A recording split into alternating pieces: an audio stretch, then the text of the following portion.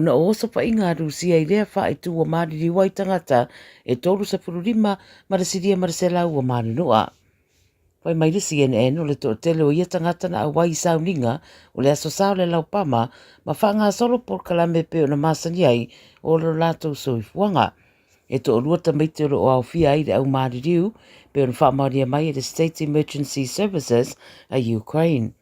Mo ta wala presidente o Ukraine o so whainga na whaonga ane ai missiles na awhi ai se whale o se universite ma lungo le ala tele ma wawala a wai Zelensky mo se tali malosi mai le larangi e tu sao lea o so whainga e mai se whato a rua aso tarua na mai ala whono tanga a le sui o Amerika ma le taitai o Lucia o Vladimir Putin ma vai ai yata o lulu lima I le mai o le whai tu na o le whono tanga. O le whaamtananga o ta ua le ripoti mai le vaanga o le militeri a Rusia, no latu ta ua I o lo taura I lava latu o spainga I le militeri a Ukraine ma vaenga tau militeri o lo la latane iai. I Aikupito, e le vao le ono spuru wafe ma le valo spuru wafe a inga, tu sa le APR ma le whasala wafe tangata, ua le ilonga ni no fuanga au mawai, talua na nga iane le Rapid Support Forces po le RSF e whaatontonu le Sam Camp I Sudan le olo whita wa ina sa tupuai se whalavelave e to tele na maririu ma mananu ai. Whaamtalanga mai malo au whatasi ua whaero ai le ripote e siria ma le tolu se lau tangata lau tele na whasio tia I be singa I e le whai unga le vaiaso I le tu I matu o Darfur. Wa ta ua le CNN, wa le wana whautua ane kulupu tau wai a tatau, e ono tupu mai se tūlanga whapea pe a whai, e manu malo le vaanga leo le RSF. Peitai, wa te ena le RSF ia whamtaranga, wa mai a lātou, o le tonga la wa pinga lea po le camp, o lo whaonga o se no fuanga au tū, mō vaenga le ami. Whai mai o le taua I te tonu o Sudan na amata ia a perila lua whelua tolu, mafua mai lava I le saidia o le malosi I le vao le amia le atunuu ma le vaenga lea le RSF. O le vevesi leo wafua I le mautu o no fuanga e au mawai tangata ma uadia e foi matulanga matiba I le tele o vaenga o le atunuu. I Amerika, ua whairoa le pūlenga le whainga maloa Trump o lātou tau fia mō le teminei le sidia le 2 piliona o whaaputu ngā tupe po le funding a le whainga malo mo le University of Harvard. Ai whaato ale I levo na whairoa ane e le University la lātou te ena o nisi o suinga mai le whale pae le White House.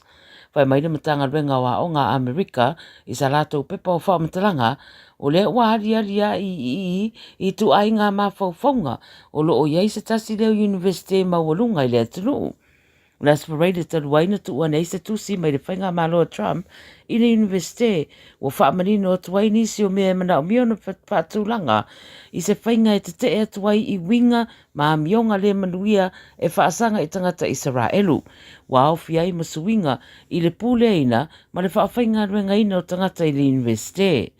Whai mai o lo matua I te te le University lea tusi, lea la oto e talia ne aile whainga malo, o le atao fia mo le temine le pesosoani tau tupe lea mo le University. O whaeloa le BBC, taluna toi fu iane Trump I le wharepaepae, wa mai ta wina le malosi o lana whinau, e whaatatau le mata upu le University, ia whaamuta langona ma winga le fia I tangata Israelu. Mai le Pasifika I Papua New Guinea, o le so le tango fiai le Parlemene o Papua New Guinea, le lafo le whaatutuaina e whaasanga I le Parlemia o lo lato atunuu James Marape. Whaatunuina le whaamsinonga mawalunga le Papua New Guinea, le maota, ina ia toe whaawauta urumanga I le lafo lea, ina ua mai ona te ena lea lafo I le komiti whaapitoa le Parlemene I mata upu whaapisinisi.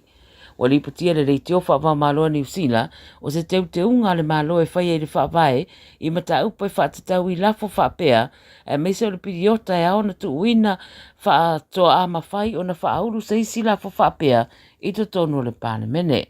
O lo o talitari lale to tele o tangata Papua New Guinea I le unga o le mata upu I le Parlemene.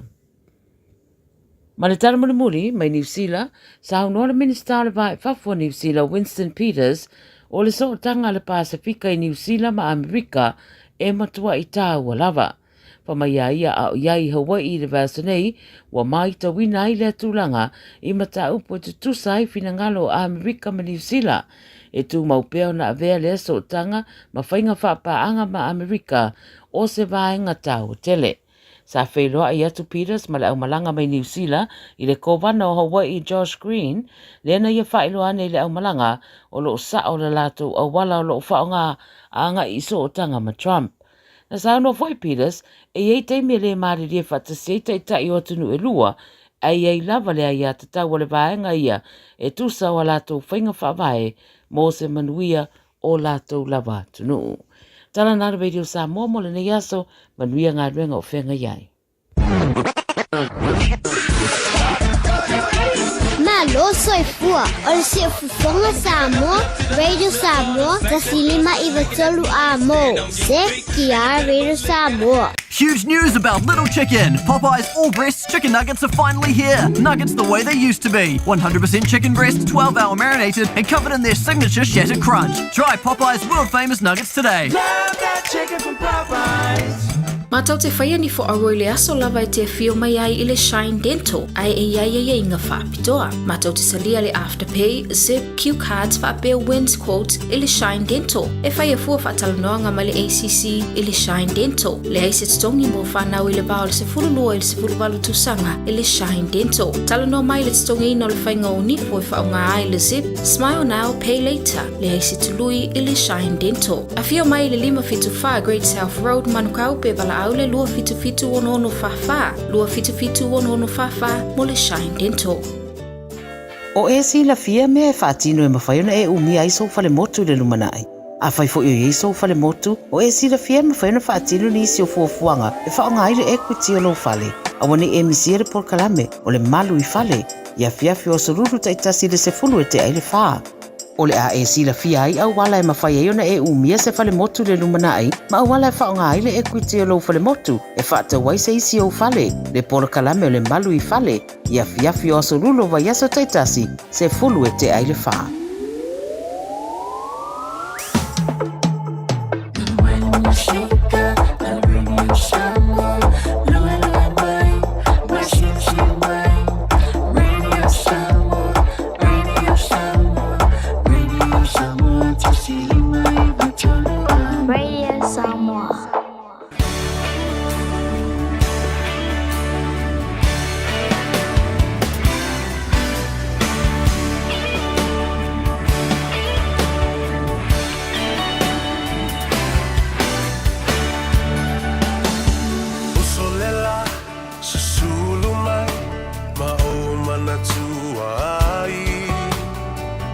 Samoa, le nuu o te nofo ai. Pe wha pe whea, na ngalo atu o i lewa ai. Samoa, o le penina, o te fia i ai. O solela, susulu mai, ma o mana tua ai. La Samoa, le nuu o te nofo ai. E wha pe whea, na ngalo atu o i lewa ai. Samoa, o le penina, o te fia i ai. Hangi mai se matangi, se momoli atu ai. No lo fai la Samoa matalasi. Hangi mai se matangi, e momoli atu ai. No lo fai la Samoa matalasi. Ia, talo fa lamara pa ia mawalunga o le whaafonga tāpuai. Ia, mai se fo i o le sila mai moana. Samoa le atunu pele, le nei fo i vaenga. O le whaawawina o le tautua, o le sifonga Samoa, le radio Samoa, se fulu lima i vatolu a mo i au kilani. Tawalunga tuai fo i mātātou tala i le ngana Samoa mai le Pasifika, Australia, ma New Zealand, mai si atunu o le laulangi.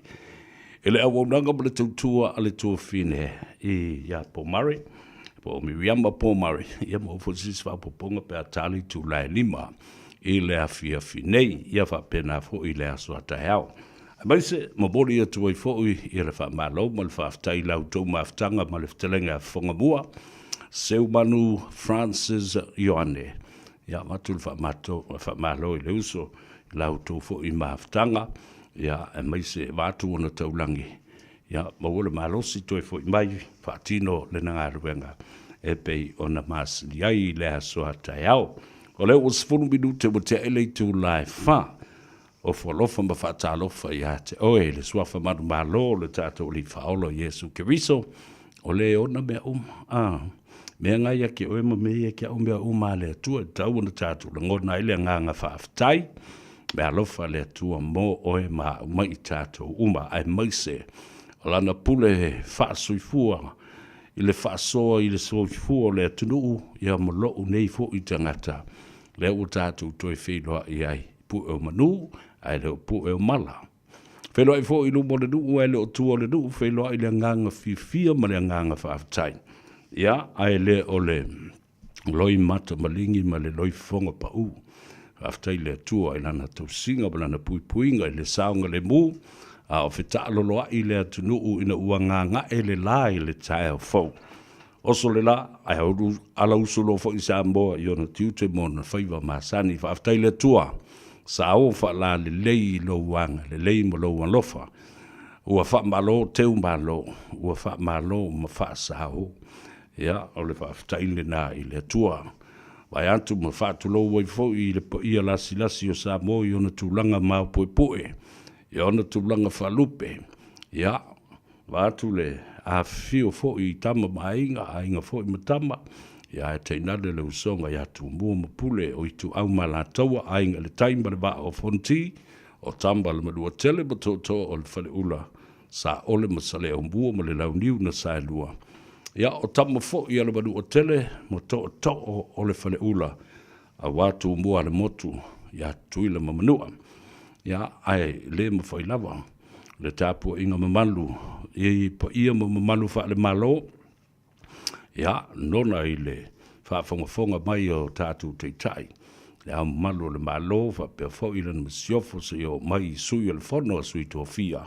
Ia fa pia fo i le fionga le tumaitai pare mia malana kapineta. Ia fa pia fo i le fionga le fonga ftelai. O sui o le fono, o le fono mawalunga Samoa. Ia, fa pena fo i le tapo inga i le fionga le whaamsinsili. Ia, fa pena fo i ali mutumaitai o le whaamsidonga. Whaamsidonga o whanua masuafa, tātou te o fo i tātou tala noa i se teimi. Ia, fa pena fo i le whaamsidonga maa walunga. O la opui puia ma tausia le tula fono maa walunga o le tula fono le whaavai o le atunu. Le alava tātou te whetotoa i ai. Pa fetu si lima solo e avene panta ubu le whaamsidonga e tā ua le nahe au mai ai. Ia ma tofi mari ei le atunu. Talu mai lama na tula i mai ia le tātou whainga malo le fast. O ina langa ai mea uma he tusa ma le tula fono whawai po le constitution o le tātou tunu. Ia le alava ua whaima whalea onga. Ia le tā whatolu le nei o whainga malo.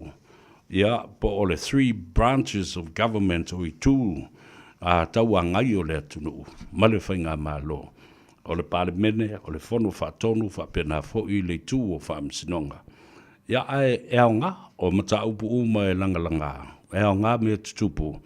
Ua mafua i fo i ona whao sofia le langona o le atunu, o fia malmalama, fia whaitau, fia i loa. Ia le tau le whaavai o Samoa, malana tū la fono mawalunga. Ia lai atangia mai ai, ia tangata po lele pe i pule le tū la fono whaavai le tunu. Ia mata lepe, ka lepe angele mbe, ka lepe aku le mbe. Ka ula. Ai onga, au people show interest in terms of the Constitution of Samoa. If this didn't happen in the first place, nobody would take interest in it, But it is great that things do happen for a purpose and a reason as well. Ia ona tātou whapenga aua awewela ia mawhtauinga hoi a kala kouma kola ua I maisika ngaka. Ia ua vā ile whangatia I vaenga whauwhai ma tangata tāpua I mamuri ma lango lea vaenga whauwhai ma lea vaenga whauwhai ia koia a o lima ma. E whawhiwhi istangata I meo le whaongai no meo a upenga tautia. E pei o anga ese mo meo whanga. Ia meo a fo la o malos. E tau te o fo I ma tātou tali e fo tu mama I nai. Ia ai ui nei meo ma. O do Samoa ma lo le whawai le tua. Ia matua le tuu ia te utou le au whaitalo. A inga sa le vi. O utou o whioi. Ia ma I la tau o le au whaitalo. O whiangainga taulangi. Ia whapena fo I whata whaitaulanga fia. Le au whainga luenga tutofia le tua.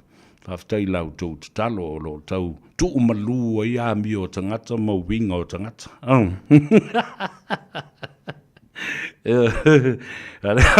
O le au fia ulu le anga, o le au fia ula vale, o le au fiki puki, o le au pala u vale, ma le au fia upsa. Ia wha koe fo I kakukali e fo I wa mio na tangata o le ua I le vai teimi le le, ia mana tua le le. E le se tu wha maunga lua. A whaia e oe a mionga matala e wha vevesi ai ia langona o istangata. Au e ke koe sau ma wha pia mai, ia tau wawa e o laua mai le mātou nu, ua mai le mātou au manga, ua mai le mātou au ngātou pulanga mau a inga ma whioi mau so. Le ai, a oe whaia, oe au e langona mai e isi tangata. I oe, lo lātou loto ti ngā ia te, oe malalafo atu foitala. Le ise mea ole a fia I fua. Ia o tau a inga mau ngafa mau sunga. Tatia pele mele na sawa o e tali ia I mea I mana o leo wa le fifia toi tangata. Ai le o le whaia oele. O le talama whelafua I mea mata ngafa pena tau whaaleanga tu I, tau whaaleanga tu I. Ia e sa uma fia I fu, mea na e ta o le mule pala ai. Mea na e ta o le leo se ate o mimingi e kuala si o la koloaru I lalo o vai o le taifau. Ia, ona tupo e lolo le whaura. E le I whavesia, e le I whai e le tau au manga di tala. Na whai e oi. No, e le I whai e tangata le tau nuu di tala. Na whai e oi. Tali la oi. E le ma e a o tangata ia. Ia na whai e ia o whamtalanga. Uni ia fia I fua a inga ma. Ma tau songa ma. Au manga ma manuu ma mea whapena. Ma whala puputonga. It's what that came out of your mouth. That you will answer to and be accountable for. You're not going to amalgamate others that were not involved in that at all. E se kai mio papa I mo kaukara kuai mea na I mele na tupu mai meleponi. Fe kola whai solo a iska mo kankelu mau ake I Melbourne. Ia lele ua whai mai tala I lungo ispol kalame ma. Ale na wawa I sa o tua I videos lefai. Ia mese foi. O me ia o mai lunga e tangata foi o naiti nā mātutua ole. Ole a foi ole HRPP. Ilo nā tō le maridi I tangata nei. O tangata nei. Tangata whangutungutu lua tau wha valea. Wale longa se me tū wai. Wale na tūtū I le fast, te iawa nimo pe o le wharupenga, wale le whai a pesa mino, tūtū a nimo. Ia, o whala ia le I o I si piko, o fo I ia whapusa le lausolo mai le lai tū vevesi ai, whesiri loa. A whela mea kongo ke kua, ia e mai. Ele e kū le fast, e kū le vanga, e lango fia me, o no winga fo I la. O la elu atu e whaangutunturua I o ile vaenga lo I ai ia ni tangata loyal supporters of HRPP. Ia, ta lolo upu I le tapu inga tumbua mupule pa I a inga I tu au ma la taua Ainga le taima le vaa fonti. Ia, a waili. Po iei pa ia mamamalu o le atunu. Pa ia mamamalu wha le malo, pa ia mamamalu wha le angadu. Ia, ai te nane. Pa ia mamamalu wha le tala lei. Mai alana fola le whale le tai au i le sunga le ia oa o ia te whai meni malona au waa. Ia, tātou folau i le nā. Se ia o mai i le taimi o le whatalenga ia whonga bua, seu manu Francis Joane. Lea o tātou whelua i le ia tau sa vea pe stata ma langi. Se yuli, leulua i ali i so alo mulitano, Al Harrington tūmanu vau la bea. E o tātou ma futa se ia. Pa ia fo i le tu lao le kwata po le luas fulu le fitu le fia finei. Ia na tātou tau ma vai fo i le ma seu le tātou vai whanua. Ia ma tātou tā lia i po ai. Ia le ave pasi moe, o le waa moe. O le a tuta i le fia na nei. Ea mai oe, ma lo waso, ia mai se fo i au ki finga, ma au whaasonga sa e whenga i le so. Atalo whapitoa i te mamtina mātua o le atunu. Wha moe lo maduia o tau, whaftai fo i te talo o lo afe mai ai, ia ma wha maduia mai, i le au ngā ruenga, i le au whai ngā ruenga. Ia e maise le a tau sa vea ma le pulenga fo i le radio Samoa ma le asunga fua e tau leisi asunga fua. I le ma whai o na tuu au noa ina o tau. I le au ranga ma le tautua i lau lava ngangana, o a tātou tala, o a tātou musika. O mea na tutupu i Samoa ma le lalolangi ma le Pasifika. O le tātou wanga nuu o le tū ma le anga i whanua. Ia, e whaftai i lawa i le tua i nei a wanoa le lei. Moelo manuia oe le tamamil tina matua. Whatalofa fo ia i la tōro ngafa ma tiute e whai e loto i whale. Domestic duties at the home environment. Tau ia wale whai ngā ruenga. O tau no nofo. Ia matausi le lei mātua, ia mai se fo le tō tele o le kingifu la tōu ia, tā penanga o tau mawhitanga ma ngā senga, i to tonu o le loto i whale le ainga, o se ngā ruenga i le whaingo fie. Ia, whapena fo i le tāpena ino le whanau ia onga ma le toi mamori mai, i le mānawa, i le tuua onga, ia, ai mai se, le ngā senga e whātalitari, i le au ka whau, ma le au ke pasi, ia ma le au whainga ruenga, Del kari mai era o kakai mo au ki pasi me le di ia nga le ngofo gi ma lau ka ko ki pasi ale ka ko retire e va kwere i a ko ka i fast food ko zanga e mo le wo malo mang malo ri kaya patalo fa to ya tu to le fa ngalwenga oe lo nga lu le temine nei ya me se oe wo malo lo man malo pensiona na i te mam tina mātutua o le ngā ruenga. Ia, na pumaia i maunta malawa, whaisi na māpusanga, o levan o tau ngā lue mata se i le ngā ruenga le atua. E le pua o le langi i le sila whanga le atua, i lo tau sao i matau, i le ngā ruenga le atua, ma le whaiwhia fau le nā whato asau e tau sila mata ngā ruenga, ma le nuu fau. O tau, o poutu tō o le ngā ruenga, e tua ma whaalanga lango atu i ai le whaiwhi au fau. Marsi o na whale tua. Ia, o le tā ua le nā, o le whao ngā, ia o le sosia, sa o tau fo i mai ma o tau ma metotia ese. Ia, e fo ai lea whawhi tauli, fo ala mea lea ma tā upu, a mata mai lava i le ao ngā susata maiti se i o atu i le tūpulanga se i o atu fo i le mawhitanga ale au uso whēro whani po le au alofa ma le au le alofa. Au al ka unga ka o e mātou i le kale sia mamona. A Yesu Keriso la po ia sunga tai. I le mawhitanga tina o le au alofa. Ia te le ando ata fo le mawhai i suanga i le au alolofa ma le au le alolofa i le mawhitanga le ia na tari ia fo tātou o tātou wasiasi Honolulu i le fionga a whana na Jerome Gray ia mai se fo i tau tua. Talofa and aloha to you. You're listening to the voice of Radio Samoa 1593 AM in the city of Auckland. The sun always plays in Honolulu. If you stay for a while, you'll enjoy every mile. That's Honolulu. You'll soon learn to see what easy living can be in Honolulu.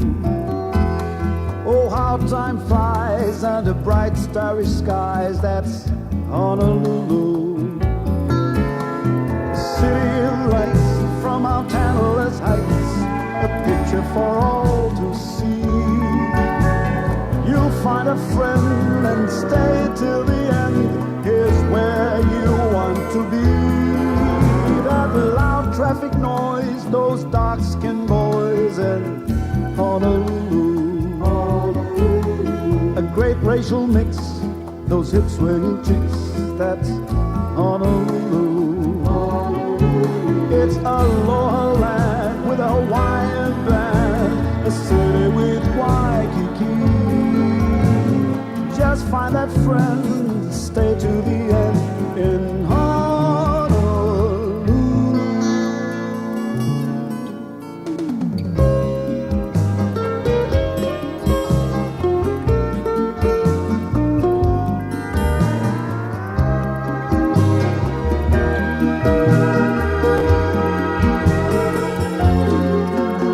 Those native drum beats, crowded sidewalks and streets in Honolulu.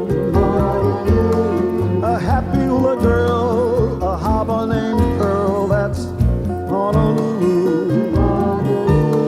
You wear flower lane, some people play in Honolulu. A little noka oi, a lot of fish and koi. That's Honolulu. It's Diamond Head Beach, so easy to reach. Is where you want to be. You and your friend will stay till the end, surrounded by deep blue sea. Drink plenty Mai Tai, stay sleepy and high in Honolulu. Kapilani Park, more fun after dark. That's Honolulu. It's Aloha land, the Hawaiian band, a city with Waikiki. Just find that friend and stay till the end in Honolulu.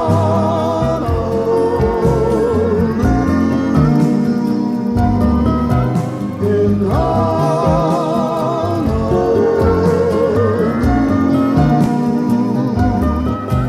In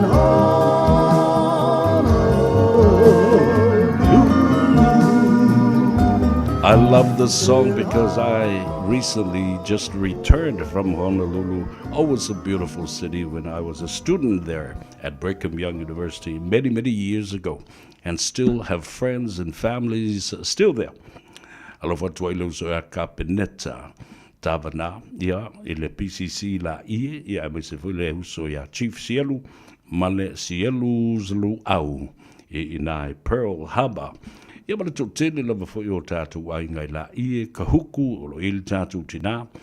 Matua ia whalawe awha masanga poe la ulu. Ia male tua fine ia Yvonne, male te mai tai o Sivan. Sivan. Ia male tō tele o tau. Whatalofa ia te oelunga o le tātou apia fōringa. The Facebook page, ale tātou polo kalambe o le Gagaifo Faiva. Ia amese fo i le tātou Radio Samoa i so se polo kalame. Ia ma le tātou polo kalame. O le tāno awa i le astona i e te maua i le sao. Maua i malo whaari i malo. Whatalofa i le YouTube channel. Yeah. All I ask of you is press the like button, share the program, and also subscribe to it so that you won't miss any fun, of all the programs and episodes. So leave me a comment. I love reading your comments. Tu uifo iai ialau. Si au lua sene o mawhauwhaunga mau manatu au te whiwhia tele whaitau. Ia tala tangata. E te loa ifo ina fuafua. Po ale to inga tangata ma le whale tangata. E sa wele tangata ma le tangata mauna mawhauwhaunga. Atalo whatu ia maize, ia wapea fo ia whaftai a mosa. O la tau ai o momo mai lunga, Marcelina Brown, na Fortina Josefa le tuafine, Erolini, ia fa pe fo ia le tātou ta māmatua, ia masoe, Josefa, ia, fatalo fatu walofa tiai, alola se fu maduia, o taiono oilea, taiono fainu, alole se fu maduia, Sefo Nicolao, fa pe fo le tofai a luatua talo fai valia lo fionga po yo lo telinga foi luatua o le mo se ava no tate felo ia ai ela tamai a se time ale o la fia fidei po le taiao ai talo ina yo lo fungia le tua ia mo la va per le soi fu la le lei ia la o fionga ia ai mai se foi o ani fa le tonu me sidi lo tau mai fanua ia mo fo ia e ava noa e asi ai I fo mai. Watua semi tu ia tua po le fionga fo I le alo sina se muntafa, fa talo fatu ia te oe. E moni Samuelu talo fa malole se fumria o Apple in Masua. Peter Stowers talo fa malole se fumria, Kathy Farley, o le tomaita I o Mele a Penny, ia malo fo ia te oe e Vile Solomon, e famia Vile Solomon. Ia ko foi la ko kalanga I fat e video va ku wa ka masangi lunga va lo kamo kangaru Teresa na fa how ia va perfo ia Jeff Ninja Brown also malaba e fa il tatu por klambe pe o tau mai fo lecho e te tau wanda ia ni tangata ese e fo la to wingo Pedi noa fa Mexico, Spaniolo, po le fa Latina, po le fa Greek. O isi ingoa. Kai koi kiki apa lau vale ai, ma pe vai se lau o se si.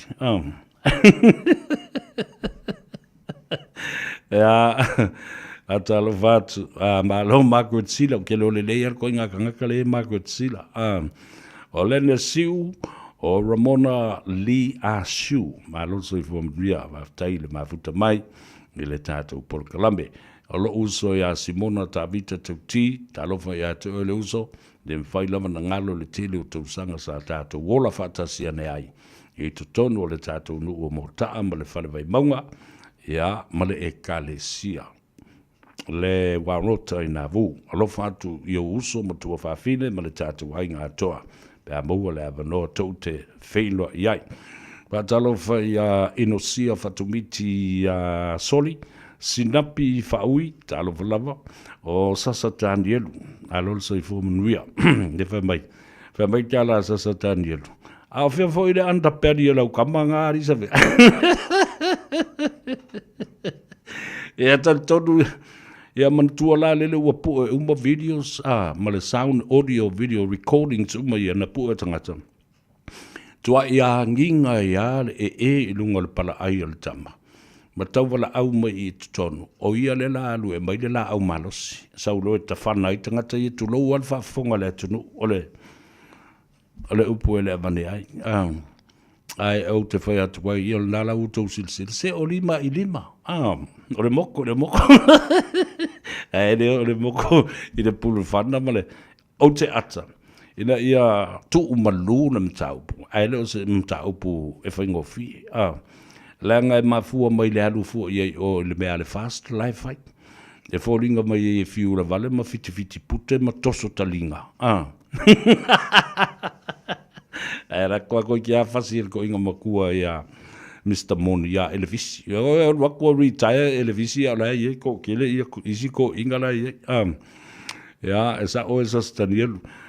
Sam Johnny, tofo I pupu papali I se fita talo falava tu lua.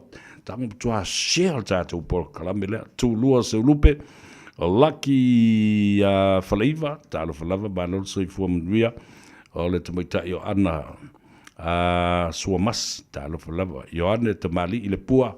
Talo fa reverend, ia, fa talo fa fo ia te oi pastor. Ma lo ainga ya va tai lo mo pea va no atate fe so ta I le telefoni o le to atile io ubo fai fia io o ma munna o le asofitu o le katoliko o pātele. Ia o le e whakasa o le mea tutisi o lava ele kalesia papetiso o le AOG. O e kalesia umai e tofu sio ma uo whaife au. Ai o te le sau i le ngaru, ma le to o tele o le hatou.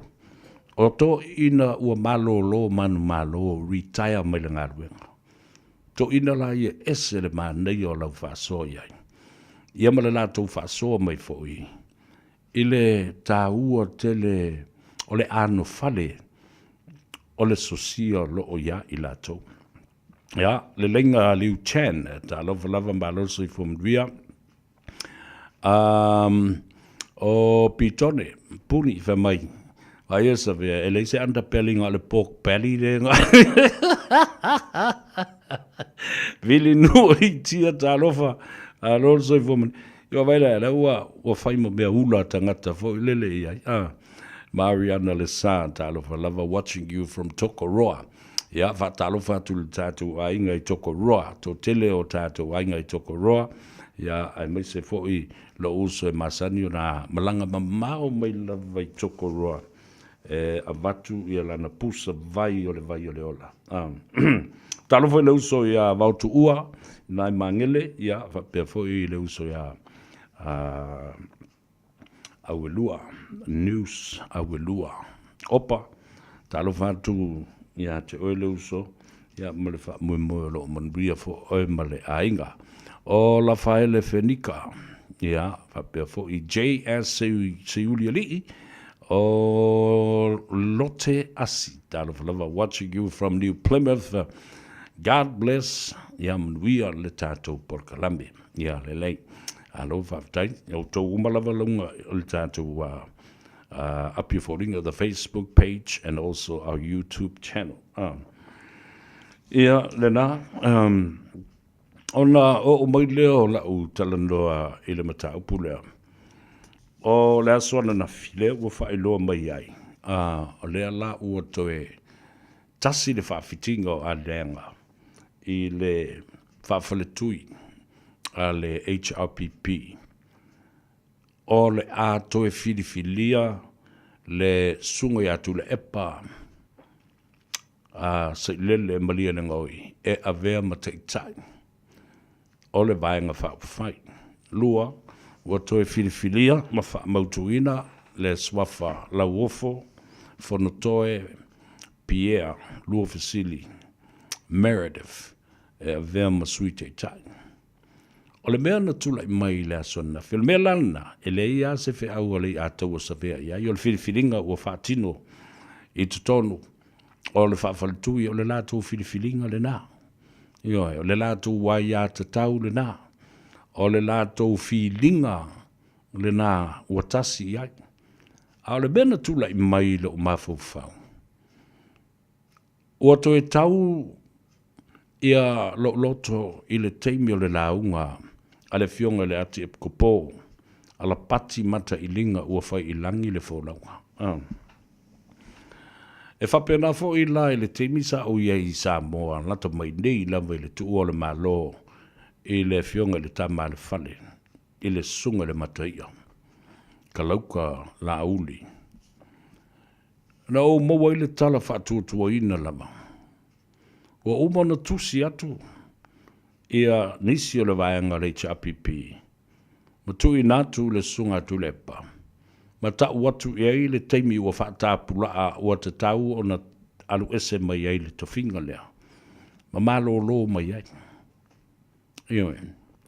Sa iei la le teimi na tu mata manga e tau ai. O na whaatino le wha mawaenga aroa ia le sunga tu lepa. A whai e whaure me le lau whaalongo le le. O le tau tele o nisi ia sa iai sa avea ma whaipule. E la tau na tu ina tu le tusi ma le lapta inga. Ina ia sila fia le le e le to. Ina le mea le ua ta tai eila ngona o le tau tele o le whaafale tui. Ina ua uwawa i atu lai le talanoanga ma le fontanga lea na no vatua. Lue la whapenei le to ina ma. To a tele i o sui o le HRPP o e sa whaipule ma e fo i o loo whaipule lava. ele I au mai I le feilo inga lea nafi po talatua nafi. Ano toi manatu waila ia lea. Ile tā ua o le HRPP lona tula I mai le amatanga.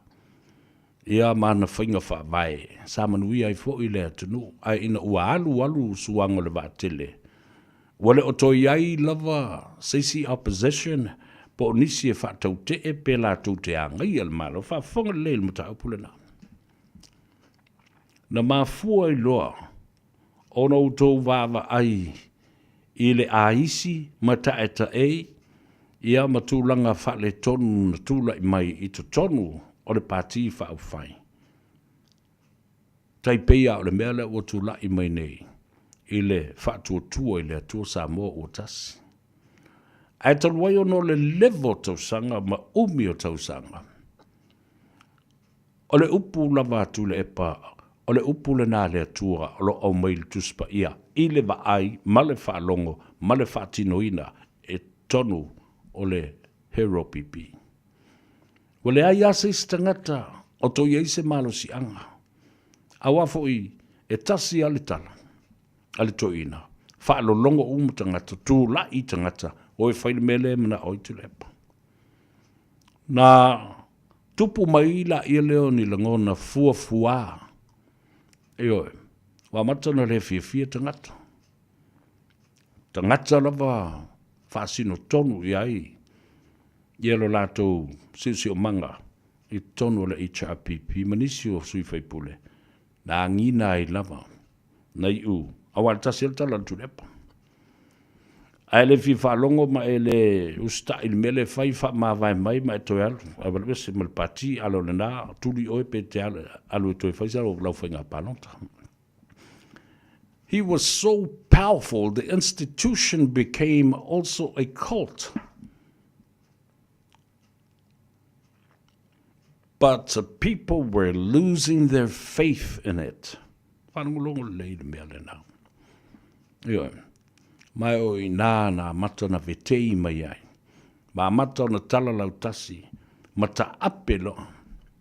Ma o le taltonunga la le ai te mile nei. Tusa lava. Pe o le mele le utula I mai nei le whatuatua I le atua Samoa ua tasi.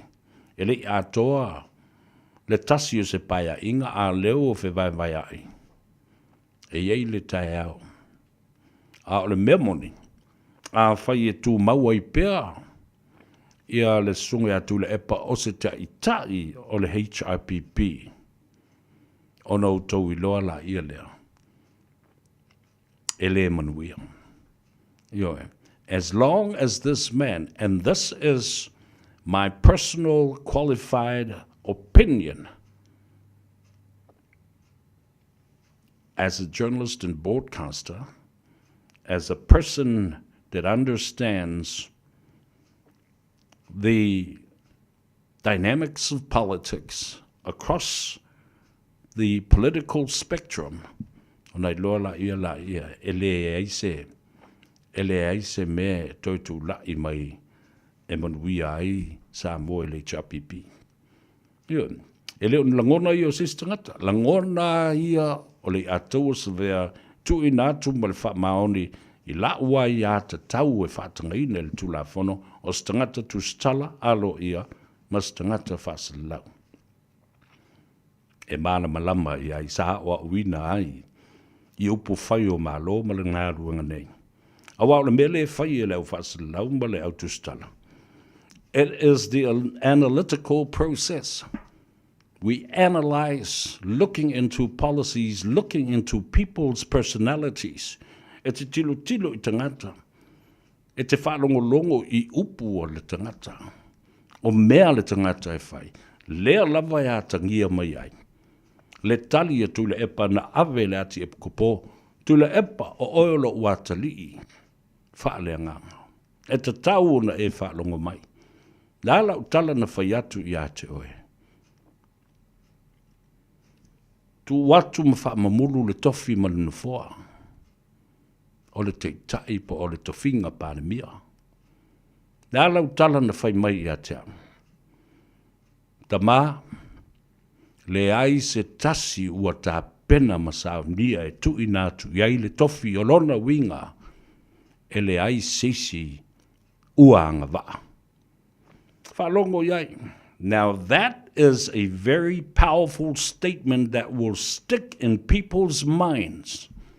Oi la tangata, e sili ona mau ai le upulea, i o lātou mawhauwhau mo lātou loto, ma o lātou fatu, ma o lātou muaulu. Ta ngata o lo se einei tonu o le chapipi, o sui whaipule, ma sui lango lango o lo iai. Lalo wingo le tala lea. Lalo wingo le tala lea. Ua manatu whaatau vaai ma vaai a lalo. Mau alo lo lava le mea lo iai le tau whaitangi a we ma le lili vau nifo. Se anga vaa o stangata a o se to atasi fo. A o se to atasi fo i o le lafu lea e tau whaapema iai. Oi ia e si kamasia e si whaipule lea o le dam. Ai la na la wof. O la avea pea la wofo. Masui te tai. Masui te tai. Masui pane mia. Pe a fai e toi tu lai mai. Wa leo o fai atu. Na o le te minei lea e tilo tilo iai. Le lata mai o le vava ainga i tua. Tātou te o atu le tausanga fau. O sui atoa la ngona. Ma whaalongona o tangata. Lau tala e le sunga ala wofu. O le vana e sui pane mia. O le mea te tau na iai. Wa te tau o na e te tai, ma o te tau fo o na avea o e ma pale mia. Ia tau nu uilo na tau nu unga o se sui. A deputy to the real core of the Prime Minister instead of a deputy Prime Minister. O mo maila. And those words are very powerful because it really touches the hearts of people. And tilo leo tangata, e sa o le mele tal no maile a tau sa vea. Ioe.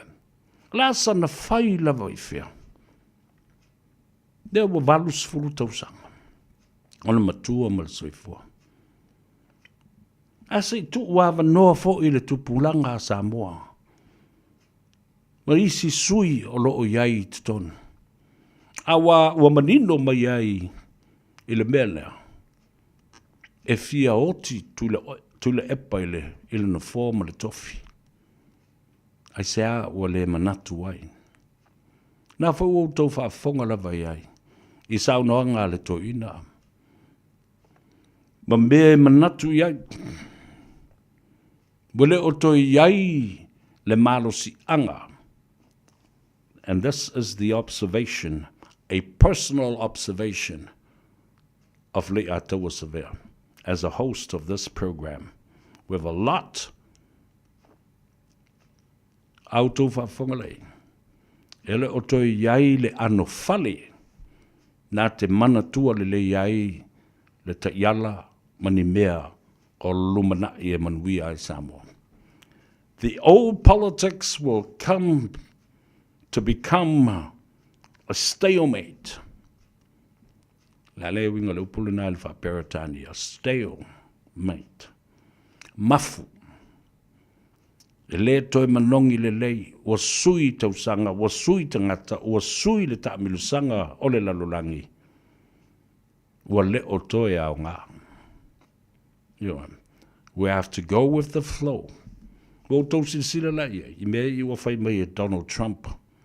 I le mela o iai. Ia taavilinga o le lalolangi. Au tau sila iai. Lea o le abalus fulu tau sango Donald Trump. Ai au tau sila I ona au tafa.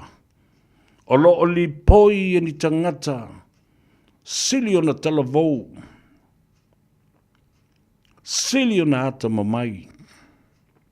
Lea lai ona maua le malusi anga o Donald Trump.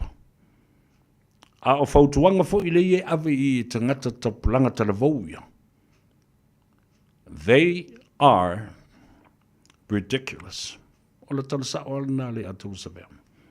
Ua mafau lava I latou, na o I latou. because of technology and qualifications that they do have now, nobody is thinking about America's dream and future. Ia leo tūsi sila iai. O mai fautuina Donald Trump. Sefe mai le tolu triliona tā la. Not millions, not billions, but thousands of dollars. La le me sefe mai le triliona na. Desi piliona na.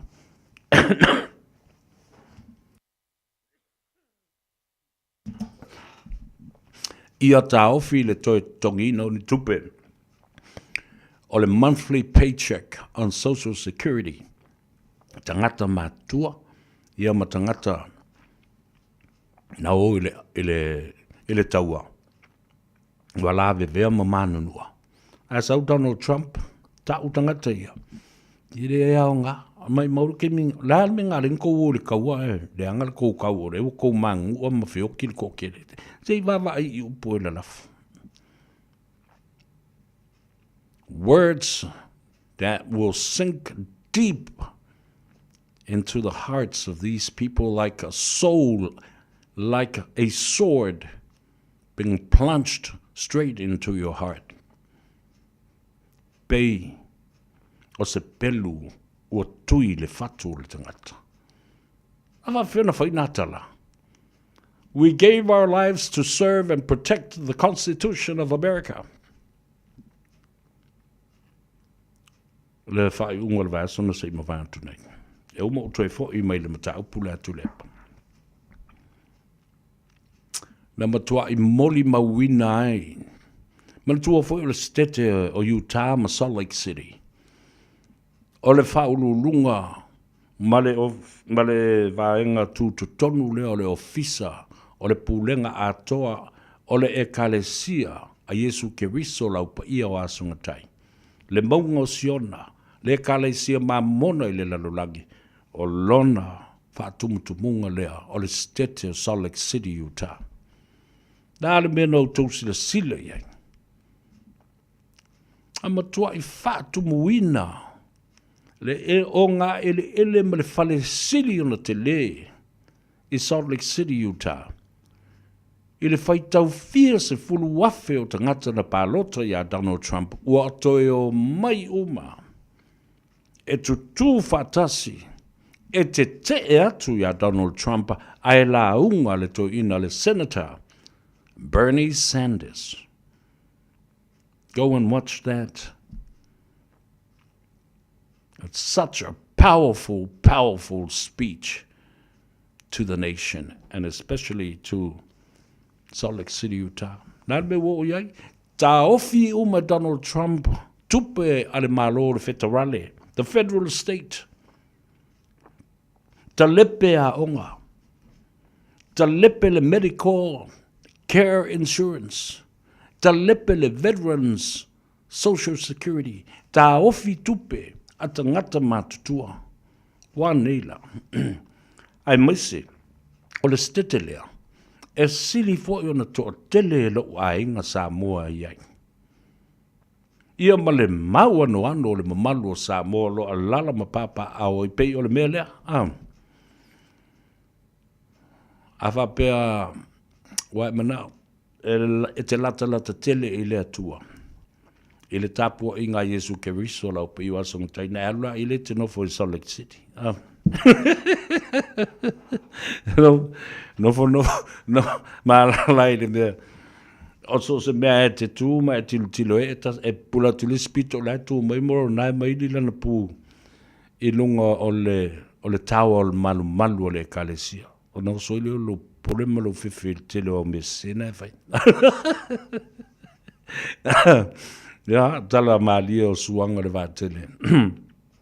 Tātou tala noai foi. Mai o sa lau ele whaamnia ina o le nuu o le tofi. O le talutonunga o le ekalesia mo no tangata awai. A e o Salt Lake City. Ia wa e o fo i kanana. A e nofo i fo ina. Wa e nofo i le lau ele pa ia ma le mamalu. E whaola ina o ni tangata. Le lau ele la le lena tu vai lua nei Donald Trump ma le stete matautia. Awa o le tele o mea uma o fale whainga aluenga o pisinisi, company, whaato anga, fale whainga aluenga, fale ngau si mea. Toi titi lava pule ato ai ne pulenga le kalesia mamona. Aisea, ona o le lei o le lato. Whaatinonga ma le whaatulanga ina o tu la fono o le tamau ainga ma le welfare le bloketi le na tau le kalesia o le welfare. Ia whaalango lango ele ma minerale ia whaapea foi puna oa whaale natura. O whaato anga ma le malosi ina ia ngā lulue tangata. Ala na a whaitau masu e sesi e kalesia wa ele se upu se ma vanele upu le na.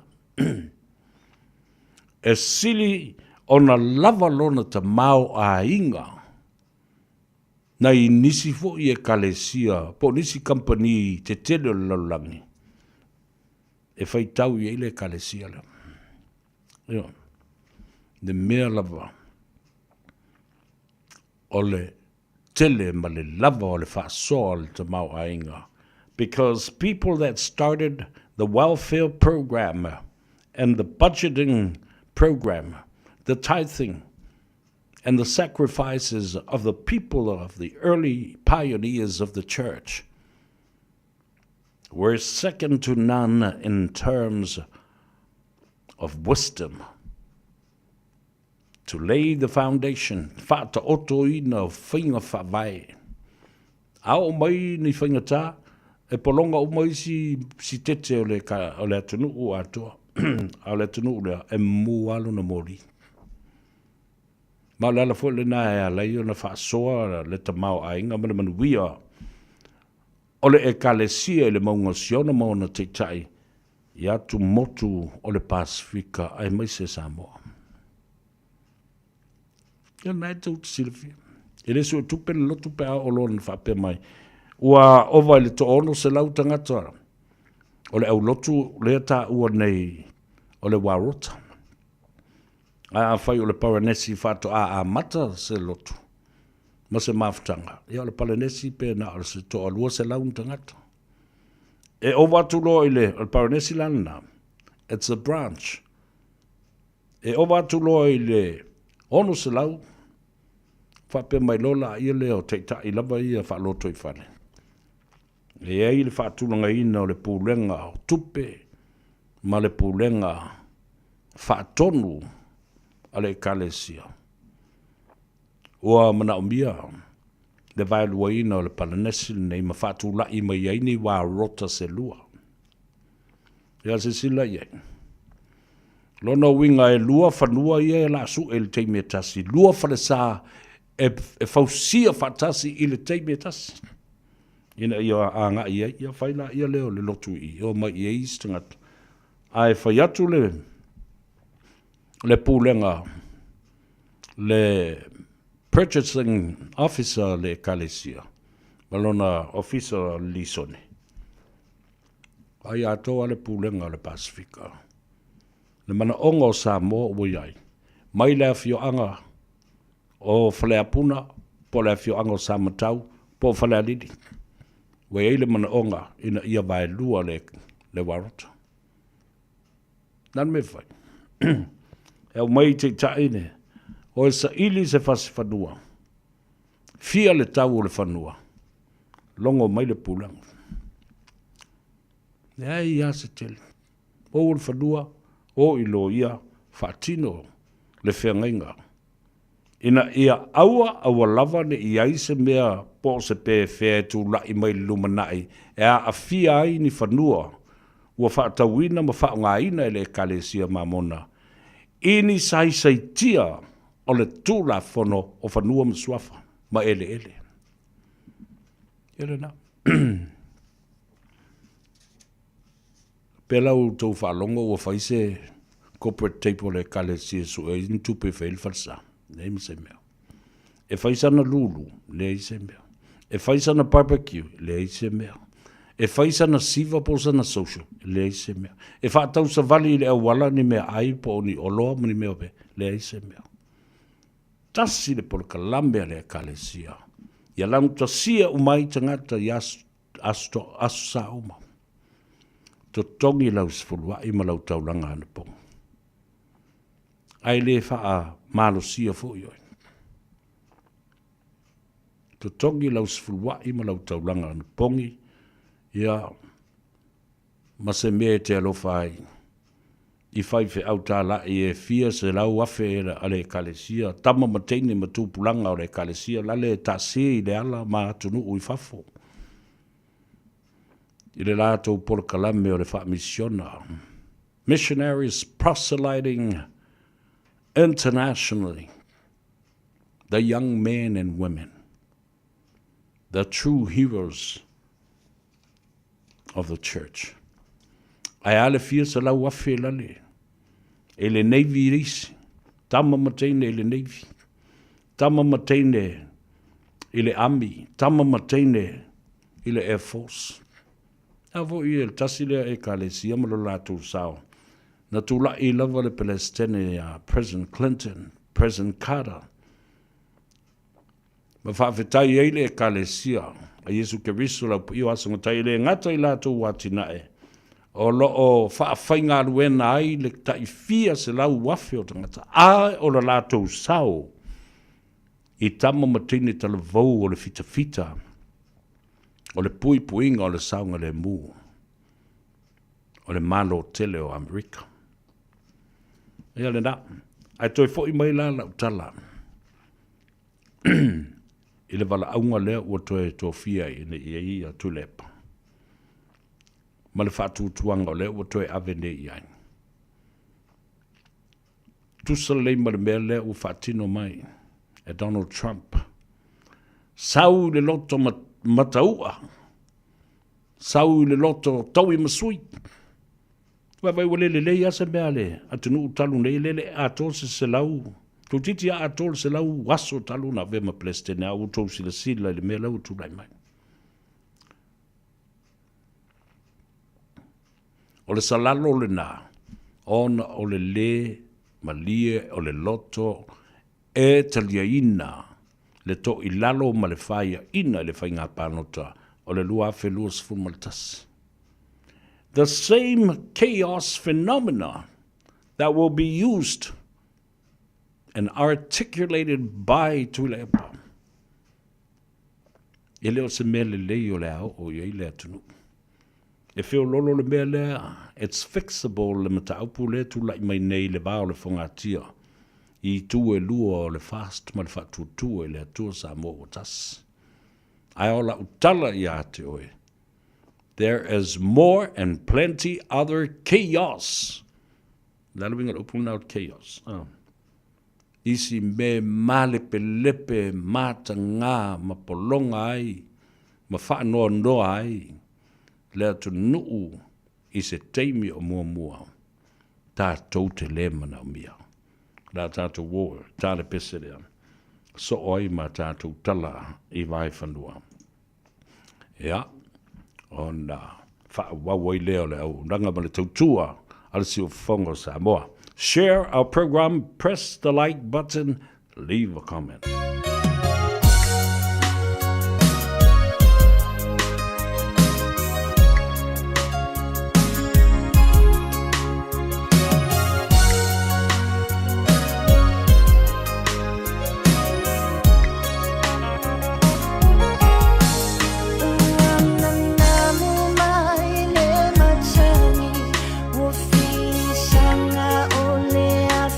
Afi, a o moi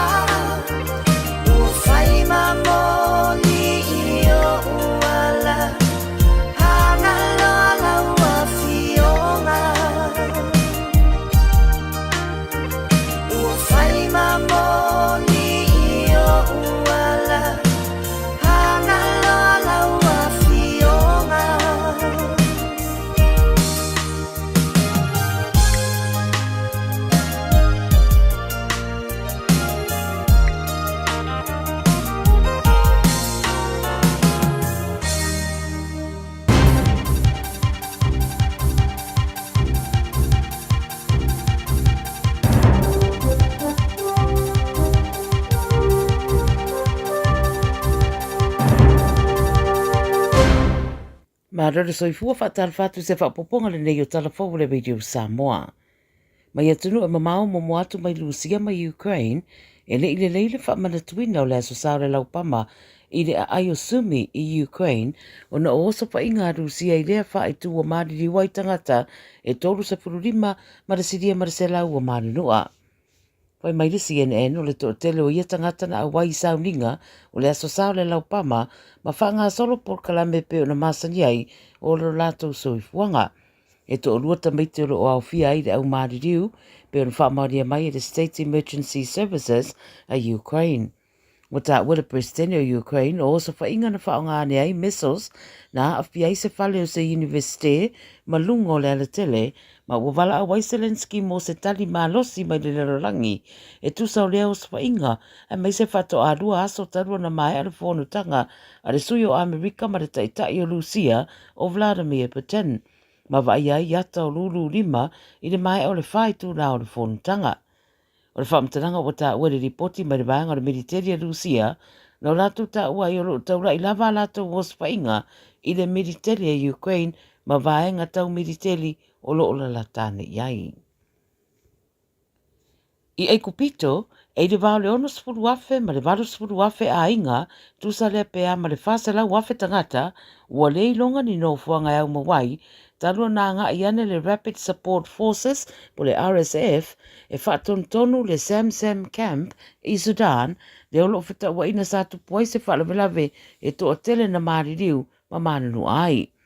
Whaamtaranga mai malo au whatasi ua whaero ai le ripote si dia ma le tolu se lau tangata lau tele na whasio tia i be singa i e le whaunga le vaiaso i le tu i matu o Darfur.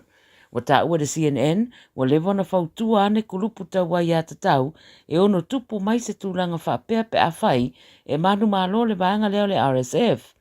Peitai, wa te ena le RSF ia whamtaranga, wa mai a lātou, o le tonga la wa pinga lea po le camp, o lo whaonga o se no fuanga au tū, mō vaenga le ami.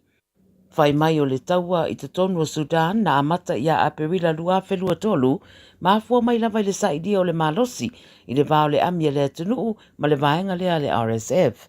O le vevesi leo wafua i le mautu o no fuanga e au mawai tangata ma uadia e fo i matulanga matiba i le tele o vaenga o le atunuu.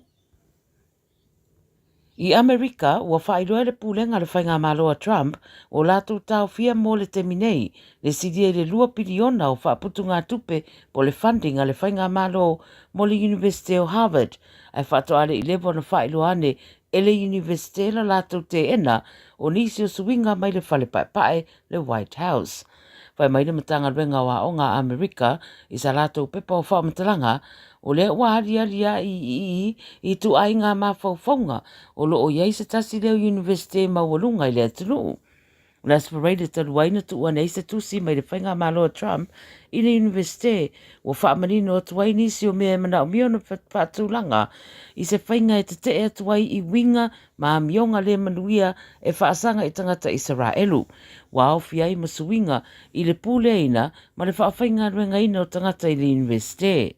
Whai mai o lo matua i te le University lea tusi, lea la oto e talia ne aile whainga malo, o le atao fia mo le teminei le pesosoani tau tupe lea mo le University.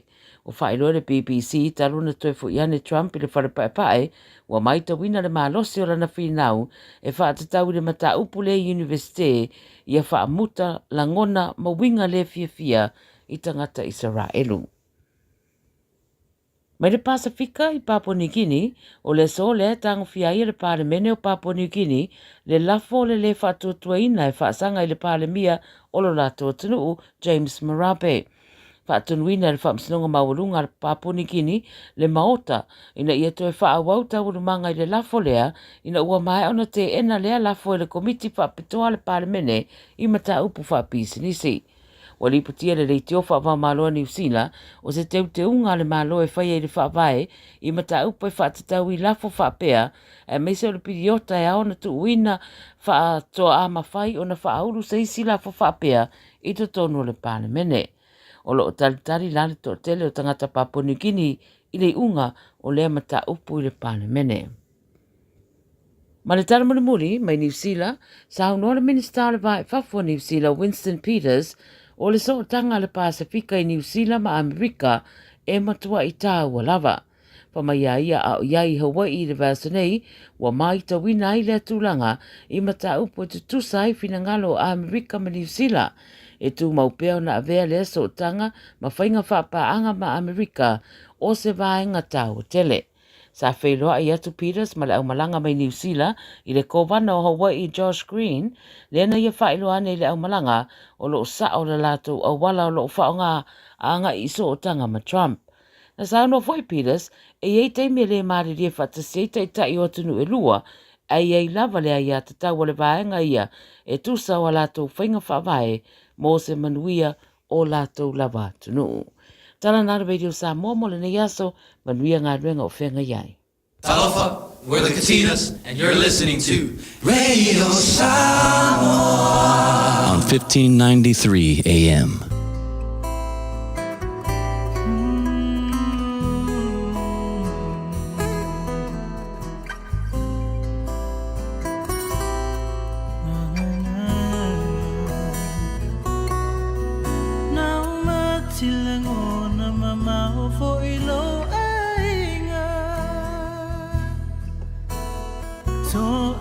Aisa o ona foi le waina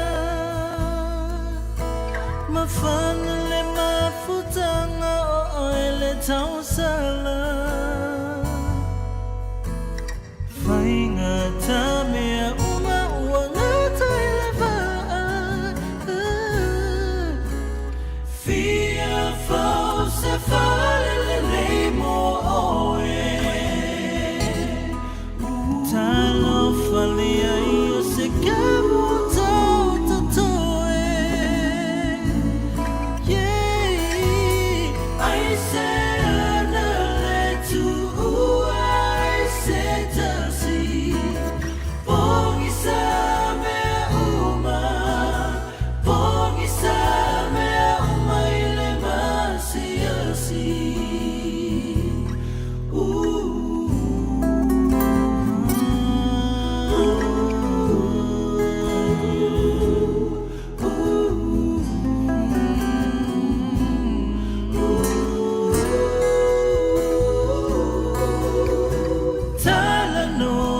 Manatsu utama fana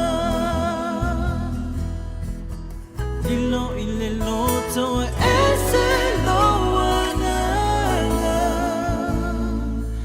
Ita e ua mau manatu atu Ele a faina e tauta pela fatu E ona sa I fo I pese a one tangata Whaamanga lo le tuina nau o nei mata Yeah I say ana I say tasi Wapongi sa me uma Pongi sa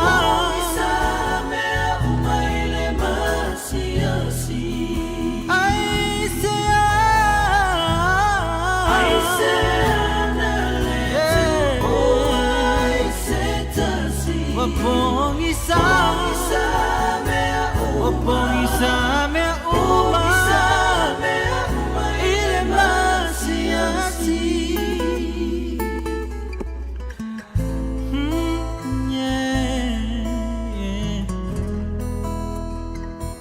ile masiasi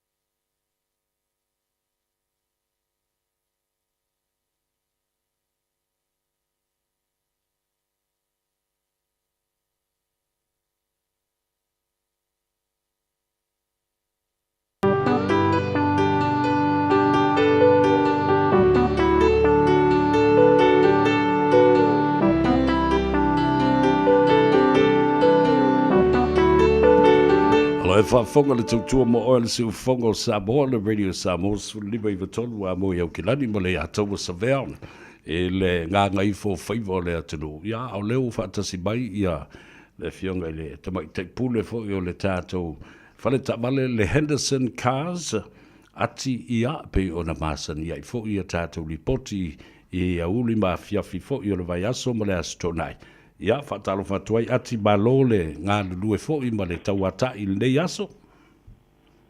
Ia malo sei fo sa lea, ia malo le ngā lulue le nei aso ia le fo walamlama whai u ia ngā lue ngā fo i o lo pa ia pele lo whamelanga leo le tua ia masalo manuia mea uma le nai tua sa so ofisa. Malo whaftai mō ngā lue ngā sa whaatino le nei aso. Ia, la fotuia e le nai tu, nā mailo tai au ina ua ngā e le la, ia mausu mai fo i le ngā ruenga. Ia se reporti atu I taso whalika vale nei I le Henderson Cars. Ia, o le pisi maasani lava le Henderson Cars ia sa uma lava. E malo le tunu o lo whapeo nā ngā e mai e apalai ala tu sa vale. Ia le ngasa I lea, ia o lunga o le taso Facebook. Ia o lo whapeo na tu ina mai le to o tele o le malo la tunu lo whapena au mai e ala so details fo e apalai e si ta avale ia le ngata ilea ia o lunga o telefoni ia lo whapena o na whaasino lava le tunanga o le apalai lunga o telefoni ia o le teminei ia o le ngal lue niso le o whenga luenga ia e wha uma ia application e le I taina le tūlai o le tapune sa sa ofisa. Ia, malo. Mana tua foi o le nā lava e a ngai lava I le whale, ia ai whātua tapuni, ia tūlanga mana o mia nā nei le tau le sfultasi, pol sa o lea. Ia sa o le, ia o le au nanga lava le Henderson Cars, ia whātua tapuni lava pik whātua mana, wale tangata le tūla sfultasi nā nei le pō. Ia au I tato ofisa, ia e tala lava tato ofisa le iwa tai au. Ia ai sapuni le ono la fiafi. Ia ona whaingaruenga loa lea o lo ia I lava le ia staff o ia e whaingaruenga se ia pa ia nane le tūra sutas. Ia e mwhai lava ana e apalai mo pula se taimo le pō e taka noa ai. Ia e mwhai lava ana tuina mai lau tau sanga le taimi dea ia o le sutasi whatoa sapuni e tato le tangata lea e whaingaruenga, le ngafa ma le media po o lunga le tato Facebook. Malo, whaftai. Iei nai nisi tangata sa malanga mai ese atu mai au kilani nei aso? Ia o ana nei, ia ele iai ia nisa tato aina sa malanga mai la lo po out of Auckland. Ina o taso a inga whako o mai ala so I le weekend. E pe o aso I whato a wanoa I lato o no lo opisi nga luenga. Ia o le weekend na sfarilas to nai ia malasi safo I. Ia le whato a maua ia wanoa taso a inga leo mai me la loi Christchurch o Wellington. Ia o aso le vai aso. Ia o aso na lewa mo tato a inga lunga nei o kilani. Ia o ana nei, ia o le nei ia sign up for ia le malo sinu lunga nei. Ia e o mai o I west side. Ia o le ala sa whaatinoa la so sign up for ia nei. Ia o isi o le malo sinu le e whaatali ia ala tutau sanga sa whapeo ina la sina la so nafi ia man nei tai au. Ia o le ala whaatali ia se tali mai ala so tarusanga. Malo whaftai. Ia o nisi fo I tarusanga e whatua taunu o mai lava fo I le astona ia mga luelo iai. Ia sa le, o taso application po o tarusanga ia e le umi, e le pena fulli ma minute lava. E nala lava na tuai le apalai o le customer. E mana o mia ia details fo ia ni details whaupopo le customer a o le apalai ma le process e whaingofi e lawa na suli ma minute lawa e whaatinoi i o ana latu loa le te tonu e maua mai lawa le tali sai miana se i wanga nā lawa i ei nisi documente mana o mia. Ia ona delay loa lea o e whatoa maole tali po le ase so ai. Ia o le tele lava o taso application a taso le malo le tunu. Ia o lo on time lava taimi e sulima minute lava fe la palai la sonu maua mai lava le sali taimi ana. Se vanga na o le ini si documente fia mana o mia. Ia ona delay loa lea whatoa maole tali i le siaso e so ai. Ia, tātā walunga i le tūlanga fōi leo, le tangata e whaila na application, ia, ai e olo o mawalan benefiti po le pensiona fōi, e mwhaiuna whaonga i eise atali ia po sisi fōi olo ngalue full time, e mwhaiena na wha malusia le application. Ia, e aluale ingo le tangata i lalo le tāwale lena, whaia le tālusanga, le sao lea. Ia, whaftaisa vea e tā ua tele tūlanga lea e ua e tā ua o no le tua tele lava o le o tato a inga le whapeo na apalai mai. Ia o le tūlanga i nao lo ia e benefiti. Benefiti e le ngatai leo ta mama tina matua lo whapeo na tala le pensiona. Ia o le lava e te whaamala malama ia lato. Ia ia requirements o lo whapeona mana o mia. Ina ia mawhai ei o na apalai si ta avale. Ia e mana o mia lava le tāta full time. E tā ua tele le tāta full time. O le tāta le sau e support le application a oile e te benefiti. Ia ma oile ta mama tua ma tina matua le tala pensiona. Ia e mana o mia lava le tāta full time. E tāta e nai sau e support le application. Ia o tūlanga le pei meni ma tāta e alu e tā vale. Ia e alu lava ia te oile te benefiti. Sa ua tele ia tūlanga lea. Na ia o na sila fia le malu la tinu. Ua ele ia ngā i mei whaile application. Ia o le toa tele lava o tato a inga o le whapio na palai mai. Ia o le benefiti lava. Toa tele lava o na ia tato a inga ia o le benefiti. Ia na ia tato a inga whatoa malanga mai Samoa. Le malo le kota. Ia toa tele nao isa le malu la tinu. Le whapio na mai a palai. Ia, malo whaatei mo le tali poti le nei fo ia asolua. Ia, amatu le avanoa au mai ei ia le tā telefoni mo le tuatusi wha manatu pēr i le atunu. Ia ai le i whao mai na sapo kalami ia o ai lava lo fiumana o mese fusoani ia ala au mai ia o ati i le numera o baliselau fititastasi ia po le meli mai fo i le mato Facebook page nai alu le Henderson Cast e tuina mai lava o details fo i mana o mia mo la wapalai. Ia e avanoa lava le ia mātou leiva e se i pa ele ono. Ia male tāta le whaingaruenga se i pa ia sūtasi. Ia e te vili mai lava su se taimi lava. Ia pete su sao mai fui i le mato officer nei. I le tasi wa wha Kevin Drive i papatoe toe. Ia manukau whaftai lava sa vea mo lava noa manuia tele lava la fiafi. Ia, whapena fo i manuia tele le wha mai aido ngā ruenga toe alo whātu. Tā whenua i le asua te au, wha soifua ia. Ia wha soifua se vea? Ia, soifua lava. Ia, le nā Samoa le talandoanga ma le tumaitai o ati, mai le tātou whale ta vale le Henderson Cars. Ia, e te maua le telefoni le eise tongi o valusalau, fitu tasi, o valusalau fitu tasi. Ia, polo wanga ia i le lātou tuatusi o le selau, Weaversfield ma le wha. Cavendish Drive i Papatoetoe i Manukau. Ia, leo wawa ai atua. A lo mafuta mai i al tamaitai Angel Nathaniel, wa pena fo i le fionga ia Fuatino, ia po o tongia po to filau, tongi sia. Fa pe fo i le sunga ia Kengisi, Dennis, Audrey, watching you from PNG border o Vanimo Sandown. Talo fai, vai o tātou i o. Ia, me se voi, whatalo whātu le fionga Fortino. Leo ngā upu tongia, Tomuri, watching from Brisbane, Australia. Alo whātu anti mo oe. O Samoa tu man vau, talofa Samoa, brother, o lewa aso e le whelai, mana tua pēr le telo tau sanga o tātou laiti, whatalofa atu ia le tātou por Kalambe, ia whapena fo'i ia Audrey, o whapa ia whepulai, whapea fo'i Nicholas Eke, whamai.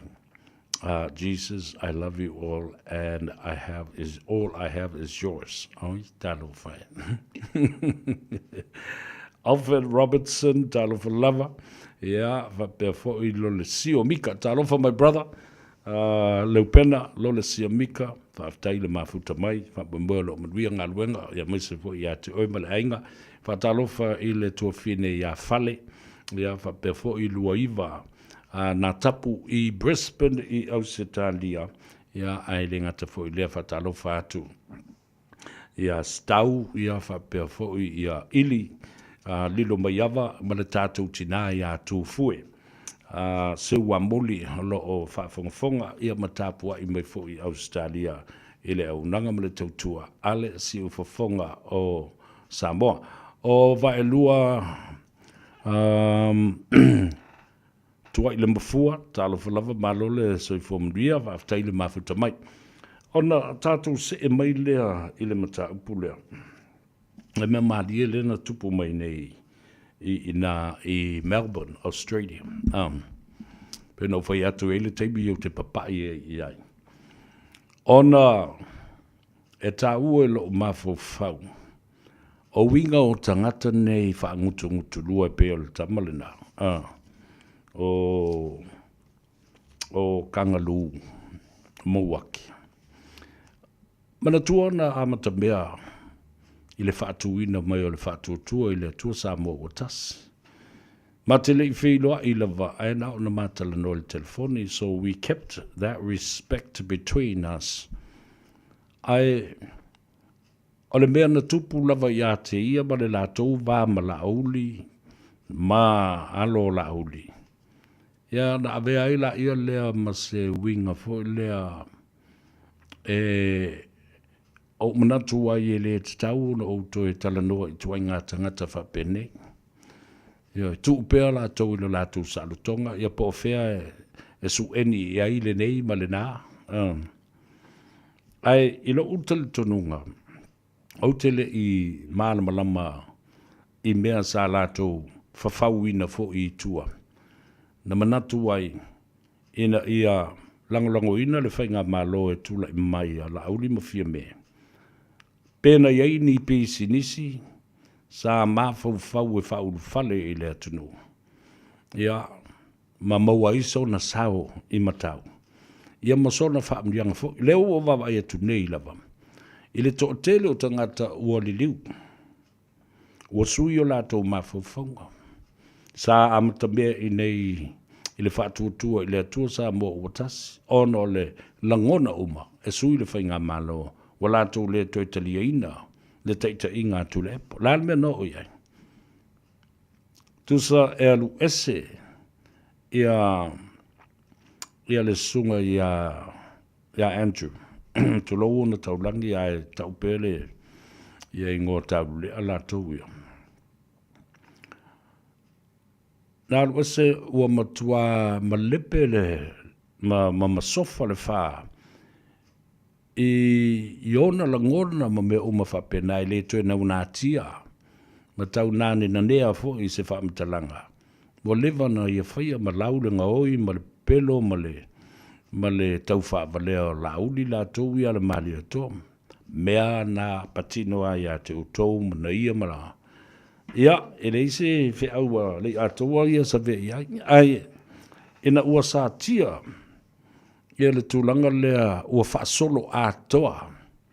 Ia le mio le tau whaaleanga ma. Sa i le manatu. E tau na tū uloloto le toa whama le whautanga le tamale. Ia, a wala ua manino nei ma malamalama. Na amata mea I le whaatuatua I le atua Samoa ua tasi. Ai e moi fōa. Ua taawale vale atua na I o. Ele HRPP. O ia fo I lea. O lo tele ai le vevesi le faitala fea vea i ma fela ula ua i le va. O le fionga le sa whapito ia whapena fo ia isi whaipule ma isi minsta. Lea lava wai lava ina whale tonu whapea. Whano noanga na ia te awa e mua sautala noa mai i mata upu ia a o le i loa e nis te ngata. Lau tele. Ia mala o whasala lau male media. A o ia lava e mafuai. Ia la le au te whautua ina ai i le atunu. Le foi la ua ngina ai ua vevesi matinama o lo mātutua o le HRPP Melponi. Ono le manatu le tūlanga o le suenga tupe. Po se corporate dinner ea. O le awhatino. Ai e fōlinga mai. E le ise malama anga iai o le HRPP i mea o lo whaia nei tangata. Manisi tangata. La le nā o mata atu ai ma o whaalongolongo atu i ai. I le vewe singa lea. Ia ma laumanu i ai loa. Le mea le whaangutungutu lua. Ma le loa sao. Po whea le pati e alu e langulang. Po le whatutua i le tua Samoa watasi. Po le HRPP. Ai ma ua le tala. Whamaina te langulango ina. Fia me. Ma le vaenga o le whatutua i le tua Samoa watasi. La iei le kabineta fia me. Ia le awan whatulo ia lo matua. Ia alula. Le la welo atu nei. Ele o se HRPP moni. Samoa le maata vale. Ele i se li mo pi ai. A whaifo ina e whaaleanga i le i tū. O le ale me tel tonu ina ai. Nā te le mwhaifo i o na whaalata. Le la i tū vai i se teimi o i luma. Eo e. O le winga le nā o le whaamtalanga ina i a tātou alo mamao ai. I tu ainga tangata whapenei. Ina ua le manuia loa, ua le maua so lātou sao ma so lātou whaamrianga mai i mea sa manatu, sa aluai ia lo lātou afulilingi, ma ave e lo lātou whatutuanga. Ona e loa la ia lea. Sa whai le ngā ruenga ma le manatu e iai se tau i e maua mai iai mulimuli ane. Aua. Ua le sao? Io. Il matau pula le walu o le me lo fai nei le stala ale fast i Melbourne. Ai tu la i mei fa la vela vea. Fa ftai le tua o le tupu se mea. Ai na paule me o le lo atu nei. Ia o le ua fa mau wina videos ina walu matau wala au mai e fa fefe. E sto ino elevisi ia fa pe fo ia. Nisi fale o polo, ma nisi tula fale mani au manga sa iai o i Melponi no fuanga sa faile le stala malatu fale inga. Ole a alu e au mai le la au manos, me le fana. Fa fefe ai lona ta fanga ino o tangata i. Tu lou le fa fonga le tino. I leo se mea li le name. Nao se mea mata ngā telin. Io tatou Samoa i aso e le fia ni me whapena, mani tala whapena e, tau whawhewhe ai. A lela ua tangi ai, ua matua i soli ale tu la fono. Soli le tu la fono. Criminal charges could be laid for threatening to kill somebody using a dangerous weapon. A gun. Io, ia lopo whelwa ila ba. Ma se la au malosi ele stalaina pe fa soli tu la fono wa tauna o mta upu e tauna sila leo pe ave ia le fa se ale ai la to sa ye le teimi na tupu el fa la bene. It was just a minor scuffle. Ia a me te alu i fu yo le me olo ia i le papa kiuma le stalale ale an fu yo ale fast la to yo male pe folinga me pe ki ko le ki me viu la vale. Ia le mele na o ia. Le me taua le na o le paise di mo sesi le tupus faru lave. Ia ma whafta i atu wain. I le anganga le lei wai. Whaisto telo i lato. Ia nana tuusta mai alu. Ia ua valo mai lo la alu e mai ia na me o la au malusi wha oi le oti. Ia tasi le na soli tu la fono onga onga. wa wha mawina. Ia ma o tau na tu inatu. Ile attention a leo. Ia ma whai ai se statement e tusa ma le nā tau wha fefe, ma le tau wha matau. Threatening to kill somebody. Ia, nā lau da, mai e whone nā matau, ai, ia maso ia sole kou ke loufia misa I meo whawhinge ma oro mā kua o tina mā tutua o le atunu o le nā, o lo lātou wha foe ina. Ia le wha tuatua o I le afo I le wha lapu tonga foe ma le au lango a le HRPB, APP.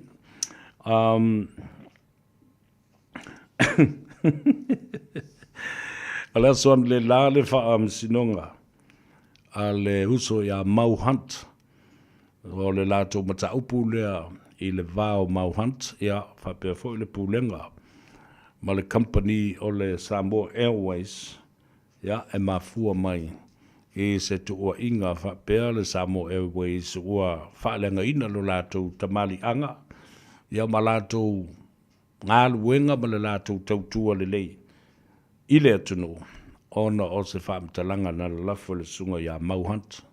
Ia te au lava lātou ia no le nā o ta oto ia le mata upu le whaamsinonga. Aia sa o amatu le fautuanga ina ia whaamalosi au I le uso ia Mau Hunt. O le pole vale nei mea langa na sen mai ia mau ia te au ia le kilipi lea. Ia ma o analyzing. O le minga le upu na le analyze. Ma se vase pena mai o le lei le aunga o le wha mo le aunga le aute o a tala sa whai. What was the intention and the motive of the statement? A le a fo I la le ala o le wha sea le company le Samoa Airways le nā o ta oto atu le wha msidonga mai le to si tala e mwhai ona to a wātu ai se vanga nā. The statement to support ia le uso o tula I le whaamsinonga. Ona o li liu la ia le whaatino le mata upu le nā. E awalatu o se sao onisio tustala ma le au whaasalalau sinia e tusa matula fono. Principles and codes of ethics e lima teita I nai ia le ngā luenga a tu stala ma leo whasala. Ioe, tā ua tele le mea na. O le sofo ina whatulanga ai, ia le suenga mua o le mata upu o morianga whasanga le tamu ita I o lise. E tu sai matusi ia sa ia tu sia mata uai le fionga le sa whapito ma le tamu ita I pāle mia. Tātou tālia maunu ini tala fau mai Samoa I le aswa tai au. Ele le foi pōna nei wā au tau nuuloa. Ia vili me lo foi ma Samoa. Ioe. Ma tau mai, ia lea mea na tupu le whaamsinonga, tau mai lea vaenga, ma mea tupu I pāti whai le tātou o tino. Ia, ma usau fo li poti atu I ate o tau, o le mea lea sau whaalongo iai. O le mea lea sa te tau o na whapea, a o le mea lea, wale whetau I la utilo ma la uwa ai tō tas. My personal and independent observation of some of the things that have been said, o upu na whai, o winga ma mionga na whai. Ia, malena, ne mata upu I le whātulangana, o le solo te e mata utia lea na whai e le whai unga le vai aso I Salt Lake City, Utah, e tusa ai ma le mata upu lea. O le te e atu I le Palestine a Donald Trump, ma na whinga sa wā o lo whai nei o le ingoa le protest ma le savali le nā le na whai nei le whai unga le vai aso. It's called the Hands Off Protest. 20,000 people turned up to protest against Donald Trump when Bernie Sanders, the Democratic senator, spoke. Ole matuai powerful ole fe auta ua na momoli ele nā senate. Ole ua whaelo mai, ole ua taunu ua tātou wafi fo I le ana whaeleo leo malisi mai fiti. Ioe, o le ta ua o le por kalambe fesoasoani mai lalo New Zealand.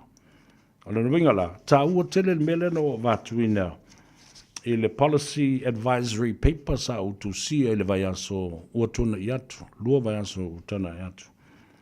Whaata tau i se fesoasoani e mawhai ona whaatino le teimile nei, nai lo tātou whinau ma fe tusi lima. Ina ia la lafo le whale tonu o le pēo le tise i Samoa i le minister o lana au whainga wenga o le au insinia o le malo tatia ta ofi na mea io i le pepa sa utapena ina ona o le manatu e tua mai iai a lea na maua uma mai lava e o ina le i tau nuu le pepa i le lima o le minister ai o la o fa longo atu il sa no ngal min sta fa ta si ai manga yo inga lo fatino o le ta otto le lei ile fautuanga ma le pepa sa o tapena ina ta o file susuenga ta o file tu silima le min sta i fiti le mai i New Zealand fa va senga le lisi ina o afi lima le la o mo atu nei o tau nu o afi mai ole a matana fa pipi. Yo. Ofi nei e lima ua taunu. Ole a mawai ia meka wati e tolu se fulu. E sa palai ai ia matufa ai i le motu ato o poru. Mai e fōringa mai e iai isi meka wati e lua fa o popo. Ole a le mana o mia ai te tau o na sefe. I se tū langa mana o mia. More little manai. So within the 5 generators, 30 megawatts will be produced to supply the whole of Upolu. No winga ele o te mamau ele to fe ngai sa Upolu. Ia male fa fita audio le pe o le tise. Ile yai la le tolos furu megawatts ia o le mafai ia o to pe le tise. Mamanuia le sapalai. E ai me ka wati e lua wha o popo e le wha ngā ina. O se tasi fōle nā vāenga nā batu i la o pepa le, the policy advice paper to the minister, if he wants it, it's still here with me, is to find a way to store that excess power that we don't need right now, but store it, the excess power to be stored, to be used at a later time when the demand is needed and the supply is to be met. Mea vāenga umana, o le a le tātou fuafuanga ina ia stoa ai mateu malu, ia nisi nei o meka wati tātou te leo mana o mia i lea taimi ma lea taimi, ai wha putu pēr is a storage system, e mwhai e o na whaatino. Le whai lau tātou toi o mai le mata upu lea, o le vaa o le mana wanui, leo lo ngoto nei ngā tai i le tui. I sae o le afo i o le talawhatai o sātunu mafono ma le ainga malosi ma ngā tai i sa whata. Lea lava, e le AVS le suau, e i nei vaenga o le suau o AVS. Ai pei o le na alu i le wha mua. A le fionga i le li te tai o le fita o le ngātai whale ma waa o le ngātai whale o New Zealand. Commodore Alan Brown, still working on Manawanui issues and case, but not much of the gasoline that's been pumped out or the diesel or the fuel. Ai wa awen wha mua. Ina awe ese mai ia mea tau i sa iei ton. O utu tau, o whana tau, o a upenga ia sa iei tono ole. Ole ba. O lono winga. E umi a se teimi. O le tātou te whasanga i ei nei ma le vanga lea. Ai le ngata fo i le nā. O le tūlanga, o le tāu fio pēo, o le au whangota ma le au whaiwhaiwa, i le anga i ngā tai. E whaatino o lātou tiu te māsani a wā le whonga tau mawha ma le matai ai a le atunu. Ai maise o le vaenga o lo paulia i nei le vaa leo o le Manawanui. Ma o tonu fo, o se teimi le nei lo le nei, Ioe. O te lango atuai i le pūlenga ale i tū malo sa fata ma le inga malo sa tūnu mafono ma tāwhitoala ma autou ma le whaasanga mena.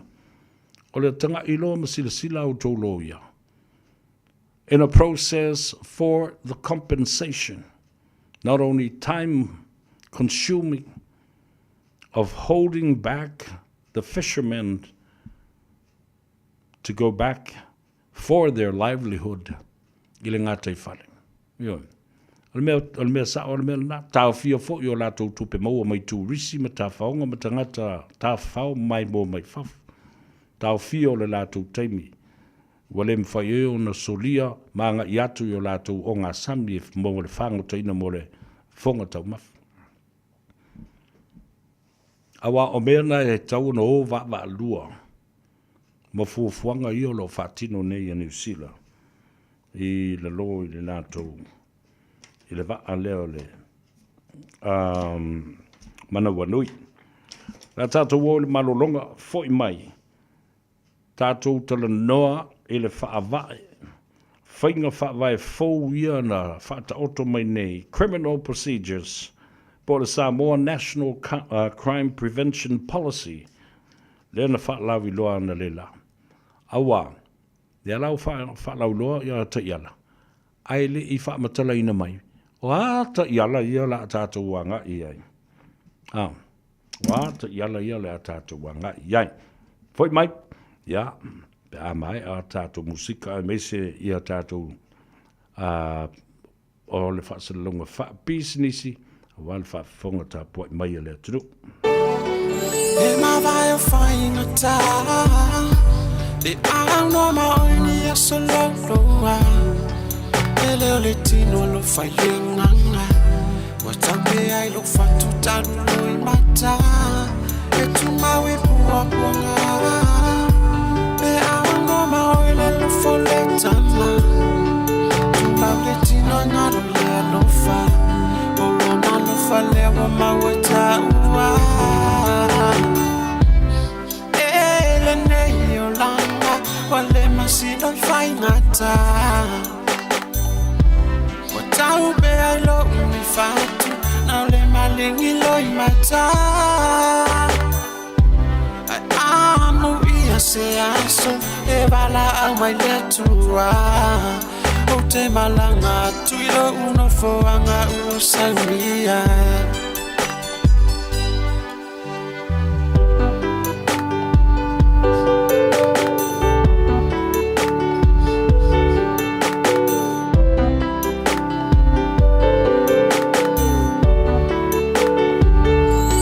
o tingale nei ola so vai ngai lo la ngai le lo fa tele mana tu fe lo bolonga tele va ai se tasina o fallinga tai mata bala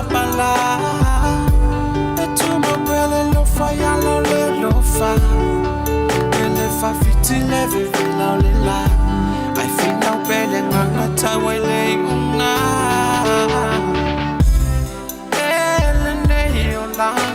wale masino I whaingata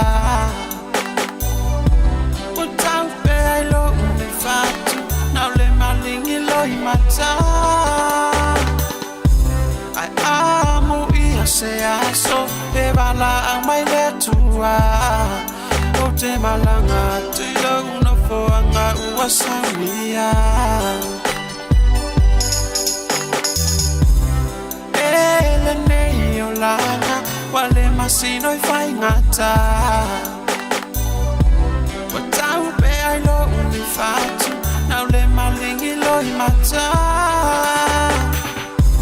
ai amo ia se aso e wala au mai le tua o te malanga tuilo uno foanga ua saunia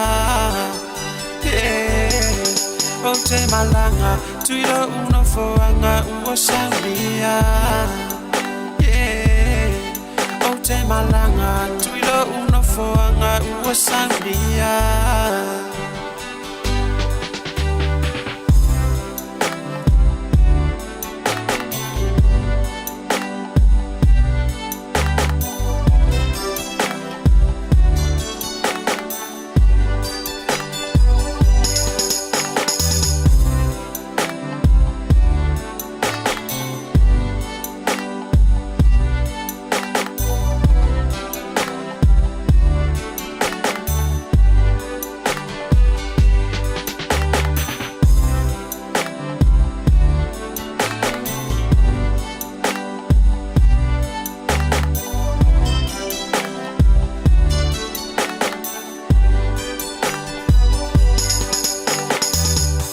Ua na o le Radio Samoa se furulima iwa toru a mo e tautuaina o e ilangu ngana fitu aso le vai aso.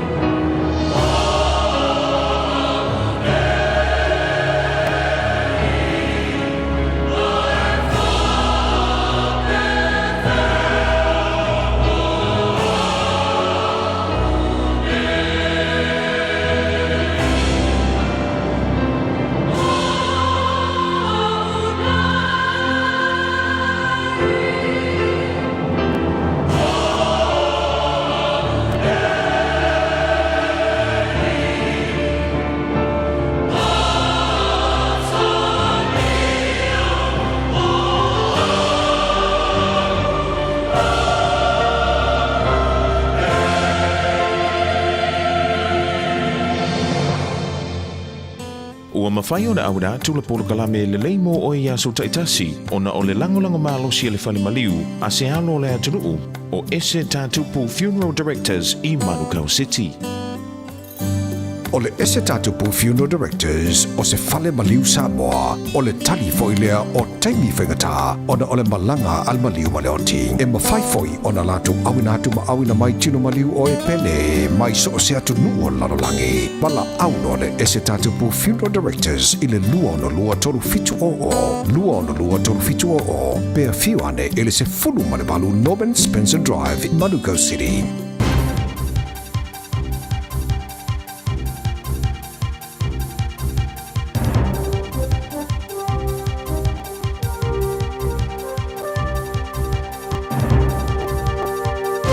In this update, the Senior Doctors Union is seeking a 12% rise in pay as it plans to strike. The Association of Salaried Medical Specialists has announced a 24-hour strike for May 1. Executive Director Sarah Dalton says the average salary is about $240,000. She says part of the logic is making sure pay increases are fair across the board. The RMOs, some people call them junior doctors, received quite good pay settlements last year. That means that some of those junior doctors, when they become a specialist, take a pay cut. Police disagree with recommendations from the sector watchdog over events around the 2016 murder of Palmero McDonald. The Independent Police Conduct Authority found issues with the way 3 officers disclosed information, particularly around an inmate witness. Jordan Dunn has more. Charges were eventually dropped or dismissed for 3 people accused of involvement in McDonald's death. Police accept the watchdog's findings, but not its call to record all prison informant interviews. It says guidelines for inmate admissions have already been issued and specific considerations implemented in the High Court. A retail boss is backing facial recognition technology to address violent crime. The Justice Minister says he wants to enable the software as much as possible, despite privacy issues. A trial in 25 supermarkets helped prevent about 100 serious harmful events, but misidentified 9 people. Retail NZ Chief Executive Carolyn Young says its best feature is quick recognition of known violent people. People that are really aggressive can be addressed in a way in which you don't have to. You call the police, they will come because they know that you've already identified someone that's been high-level offending previously. The government's bringing in regulations to let animal welfare inspectors fine people tying up dogs for too long. Owners could be fined more than $1,000. That's news. In sport, Warriors centre Rocco Berry has taken the early guilty plea on a Grade 1 careless high tackle in the loss to Melbourne and will miss Saturday's NRL game against the Broncos. James Fisher-Harris and fullback Shans Nickel Klukstar are also out through injury. Blues winger Caitlin Vahakolo has hailed the linear TV broadcast figures released for their Super Rugby Opiki final win over Matatu. An audience of 327,000 was reached across Sky's platforms. That's a 57% jump compared to last year. Can we get that many people to a game live, please? It's cool that people are supporting our game. I feel like leading into the World Cup, we need as much support as we can get, and it means more when it's at home. That is sport. I'm Raylene Ramsey. 24 hours a day, 7 days a week. Radio Samoa streaming live on www.radiosamoa.co.nz. O e whawhonga le tautua mo oe le si uwhonga o Samoa, le Radio Samoa, sfulu lima I watonu wa mo ea kilani wale ia tau a savea. E le nei fo I a solua o le amatanga o le vai aso. Tawalunga atuai I a tātou tala I vai whanua. E le ngana Beretania I na ua ono minute o le o te ai nei. Ia le tu la e ono. Pe ana u whai atu le teimo solo le ana te tala alo ia le whionga le tumaita I pāle mia. I le aso ana rafi, le whaalawi lo ina o mata upu e whaiba ta iala o le waenga o whaamsinonga o soli ngā tula whono. Ona o le mata utia o le tele o soli tula whono o lo whaatino I Samoa. E le ngata I soli ngā tula whono mo lewa na iai. Maa mi o ngā tangata wa masani ai I le soling o le tulafono. Ai maise foi. O ami o ngā tangata ua atu mai fafo sa soli tulafono I fafo ale ua atu nei. I le atunu. Matoe whaatino ai. Ia isi sori ngā tula whono ese mai. Whatasi ai. Ma le tele o isi tangata la, tangata ese leo ni tangata Samoa. O lo whaatino ina le solia o le tula whono I tono Samoa. Guidelines for criminal procedures. Ai, o le vaenga le ese a leo le criminal procedures leo luafis fumbalivo le ta uai ia le mata upu leo. O ai inga fo I le te tala I tua se tangata ua whatu la I lona whaamsinonga. Ia ai ua manatu fo I lea ina tau o na tau fio le tusfolau o le saini I le ofiso le leo pe whaatasi pe whaalua I le vaiaso. Mana tua fo I lai le taimi lea na moli ele sunga lauli al maria toa. O lo o iai la le tautonga le na e whapea na tatala I tua ele le sitala, e au noa mani a iainga. A o lea so na nafi o lena tolo lau wai watu I nātu ele sunga ia limoni, o le whaipule o whaleata le tolu. Lana mata upu ile ofisa o leo whaatasi ai fo I mana loia. Ina ia whaia ni a iainga he tau fiai, ele sunga e ala auli. Ile malanga ese mai I atunu I fafu. Ia po o le whaangai na fo I o le upenga ta whailangi. Ia na whaasalaunga. Mai ia tau fia lona tus folau. Mai si lava ia inga. Peitai. O le tali mai o le awhionga I le stala. Sa ta tala ina I tua I le sunga lau. Na whaamalia ina ia inga umo le Criminal Procedures Act lo afis fulmaliva. Ia. Tātu tilo nei la ia. O le fo ta oto molianga o le sunga ia lo au. Lea ua ta ngofi ma fili whapea o le wha o le whonga whatalai wha o lioli lea. Ia lea, na ta tala la vai sau. O ala ia inga e whai I lesi tangata a wā ia inga e whai I lesi tangata. Lea na sinsila la vai ai. A o lomba le whaamsinunga o lo au. Lea ua mai I whafu e whaalawi loa. Ia le tūlanga o le tōwhia o lo au. Mawhiriwhilia o se whonga whatalai whaorioli mo le HIPP. Mai stasi leo bata upolo tu lai mai pea I mawhauwhaunga o tangata ma le paso ai o le mawhauwhau. I le tūlanga o le whaatau waa o na whai o le whai unga le whionga le tumaita I pāle mia po le sao whapito. E tongi atu I le lai tu, I atu le epa, malana vaenga, le whiriwhilia o se whonga whitalai mai le lai tu.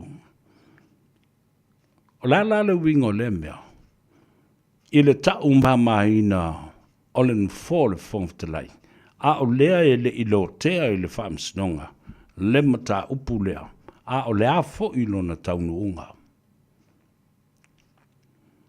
In other words, how simple it is for Madam Prime Minister just to throw away the Speaker of the House seat and chair to the opposition, to the man and his people that she went out for, to dismantle his government and parliament for so long. Sili now le tula mai nei. O le sili foi la e toi tula I mai o feo ta oto iai la le whabai. Le whai unga le ua whai e le fionga le tamaita I Panamia. E ma whai o na tātou toi fo I le Panamene e su e mai tala wha solopito ma wha maunga le Panamene. I taimi ua sola. Hands out of Parliament for many, many years ago, and their deliberations and debating in the chamber of Parliament. Se su e mai lai le tala wha solopito le nā, no iai le wha vai, na iai ni unga na whaia wha pia. Eni te itai. Mani tu ainga wha whita uli wha pia na tu lai mai, I le nāwai tau, na wha maumawina, ma o lo te mau pea I records, ma le Hansard le Parliament o Samoa. Oina whongftalai le nā vai tau. Ei se mata upu whape nei na tūla I mai.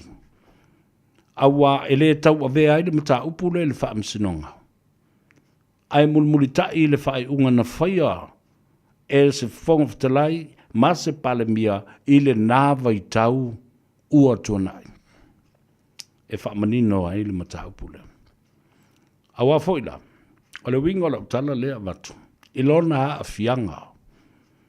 Ma mea a fiai, mua a fia le taimi. Dela wa ave le whaamsinonga le matau.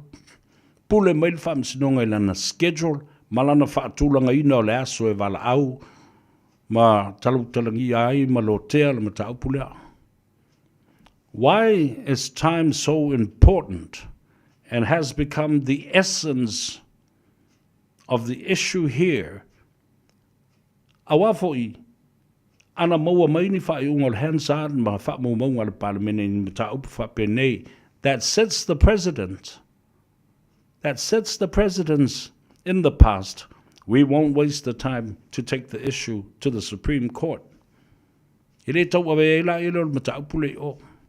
Awa olo iei wha maunga. Po ole ale metotia na fufo ai ala mea se mata upu whapea. Me mua le nā. Mea lona lua. I le pule mai o le whaamsinonga, le whaata oto mai o le schedule ma le whaatulanga ina, o le aso e wala a wel wata upule nei. It might take 1 month. It might take 2 months, 3 months. O le ubi lava na whaatalitari o le schedule, e te tau wai o na whaatalanoa le mata upule ma lo tea e le whaamsinonga maulunga. O le a whape nā fo'i. The parliament becomes crippled. Ole a pipili. Tu lo fa fonga le tunu. Ole a matua I pipili lava. And handicapped parliament from doing its job. Tu a pipili a mamoa I loa mana onga tu mau whaingata. Ole tino le parliament e whaatino ai mwhanga ioi so se tu la fono. Pe teu, pe talanoina, pe whaieni whilawhila fo inga, pe whaofi, pe pasia, le ai ma se meo nā mea mwhai no toi whai il teimi lea. Awa fo I, ale mea lana en tā waila o whantu. The time is the essence, is of true value of how Parliament will look at it. It has been handicapped, it has been crippled from its parliamentary work and schedule that needed to be done. Te le o le nei o ngā le mea loa mo tātou to nofo nei mo tātou tilo nei ai. Ma tātou whaatali ai pe ai. O le ala le tali o le mea lea. O le tali o le mea lea. O le fautuanga I lo ia sili ma lona ofisa. Ina ia fautuaina le Supreme Court ma le whaamsinu sili. Ina ia au mai I luma ma ta upu nei ia whaataua. Prioritize the issue between the Parliament and the Speaker. To la EPA and la WOFO and the Speaker. Fia me and her Cabinet and the Speaker. Tu sol te mili nei. Mo so ale lofo I le fionga le fonga talai. Mafua I sea. Mafua walanga o le o tau whai. Attack uma mau so whai uma I le teimi tasi. O le itu o le malo sa ia tu ai malango lango. Ma le itu atu I le epa. O lo a ngai le malo. Nala foi le da wale o toi po se lilo I le sila fia. Ele mwhai ona toi suru mai ia fia me ia la uli. Ma whapea mai sawia tā tu whatasi e whai le malo se I wha umal nei paenga. Ua tonu moe tasi I le tō whaa le fionga le tamaita I paramia. Whata whea la uli marana luas furu. Ai suru whai o I atu le epa. E maua mai ei le whainu mera e lango lango ai. A le ua utou silsila I ai. Ua fōa I ma tafi atu I ai. Le I tu vai o le nufo o le fionga le fonga fitalai. E pule mai ei I lātou. Talo whai le mamalu o le nufo. Ai tafi atu ai ma le sui o le nei I tu malo. Le sui fonga fitalai. Muli pola au pau. Peini to finga o ni tamaiti. Wa le whaata waina o ni to finga o le whawai. Ina ia ave ia I le wha mamafa. Ia lea la a tātou tāria nei lupe o maunu. Tālosia ia tafa le fina ngalo le fionga le wha msimsili. Ina ia au mai I luma le lotea o mata aupunei. A whai lava. E sau a ua ta whea le fionga le whongaftalai. A leo te whai atu. Ivas fulu 5%. O le whaamsinonga leo le whanua o ai whoi o le whongaftalai. Ma le vaenga leo. E toe tūlai mai le fionga le whongaftalai. Points lango nei. O lo ta oto le whawae le isu tu la whono e VCI. Se I vanga nao le majority o le parlemene. Pe a whai ua soli e le fionga le whongaftalai. Se polo inga onga. Ma se soli tu la whono a serious misconduct and bad behavior. Serious misbehavior and serious misconduct. Other than that, ua nao se avanua ua ngase ai le fionga le whongaftalai po ua leanga fo ilona mawhauwha, ua le tonu. Ma maua ilona soifua malolo ina e whaatino ai ana whaiunga e tusa ma le tula whono ma le whawai o le mauta, ma le palemene o ia o le teitai o le mauta. Second point. Nā whio mai le whongaftalai te tono le maota e leo niu a niu. Na tū iua o tangata tu lou le whawhonga le tenu.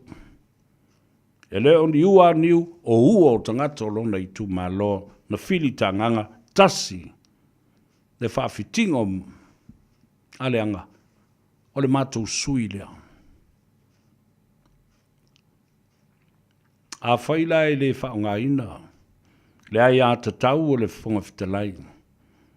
E whai e lana pālonta ina ia te oto I langa tonu se tūla whono.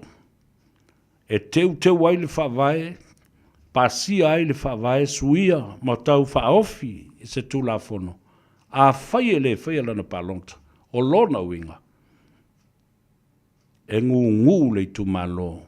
Ua le aise ai a te tau o le tu malo. Le aise leo le tu malo. Le wha leo I te tonu I le mauta. Leila se aunga. Nao na sau e wha foi le fono. A o manatu umolo na I tu malo. E ta oto. E le leoa. E noa. E ne. Mea la le na. E sa ili e le tofa. A le fionga e le whamsinsili. Matanga I olo o iai te iala matula fono. O lo tausi ai ma malu ai le whawai. A wā le tofi ma le nufo leo o le mauta. Ia. Ona o mai leo saptala. I le mata upu o lo o angiengi pea. Ma o lo o avea ma whapa ia mata. Ma wha pētalinga. A lea lava e tō whau lava se i o e whai. Te i o pe wha lea. Ia Samoa ma le lalulangi i atoa. Ua lafo atu le tofi o le whongawhitalai i le laitu. Wha pe nā fo i ma le sui whongawhitalai i le laitu. A le HRPP. La fo i ufa tōtoa i e ama whitena i lato. Wha pea o le mata upu wha loto i whale. E te tau o na omi whaniu ale ale. Ma pui ai pea ma li poi te tonu i neise i aise tai ao ma lama e wha leo ai alo ia. Ele wha fonga Samoa ma tulu inga e fia o le lalulangi o lo no pia i aile tunu. O mea alo ia na. A o mea tamaiti. Te tu lau le wha fonga le tunu. Na o na whai atu lava. O la wha pilo pine prefect tai au. O le tofinga leo le amantu i ate oi. Feo soi lo i le valele ma o lo e wha salalau ato i le laulangi. Ia, le alava e no fulofo ma mai tau atu ma mata pea. Ia mana, nā fo i lava o lo au mai e la fautuanga mai o tau lava uso a whaipule tonu lava o le whawhaletui a le HRPP. Whai malu o tau Faiva o le mita vale ma le whaari dia whaatamaititi. Te rua le i atu e whaini mea whapena a o lo so e tupe le mamalu o to finga i le i wha e ina atu a loa ia ina ua mai a le wha msinonga. Na whai whaari leila iele. Aia.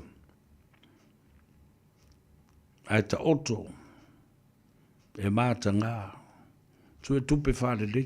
E ora sue tupe ma matu o le mauta. Male no fō o le mauta. Ai sea. E ma mana, e ma malu.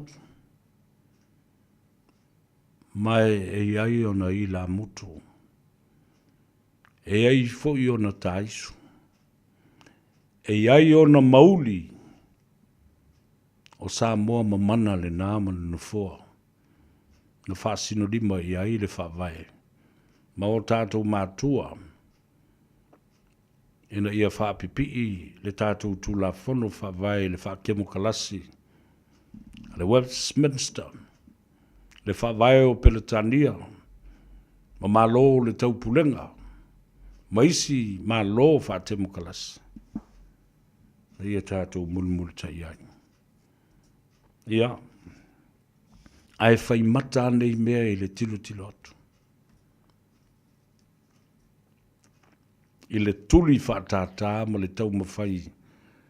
Ina ia whaoa le tā ma ave ese. Whaatope le fionga. I le whonga whtalai. Ma tae o ma siasi. Io. Tali ngai o le lavafa alongo i tala fe avea i o le masiasi ma le matanga. Ia tātou on sai pea, ma tātou tilo pea. E i tangata na wala au mai e tea. Pole alea fianga. O le whaamsinonga o tau ofe ma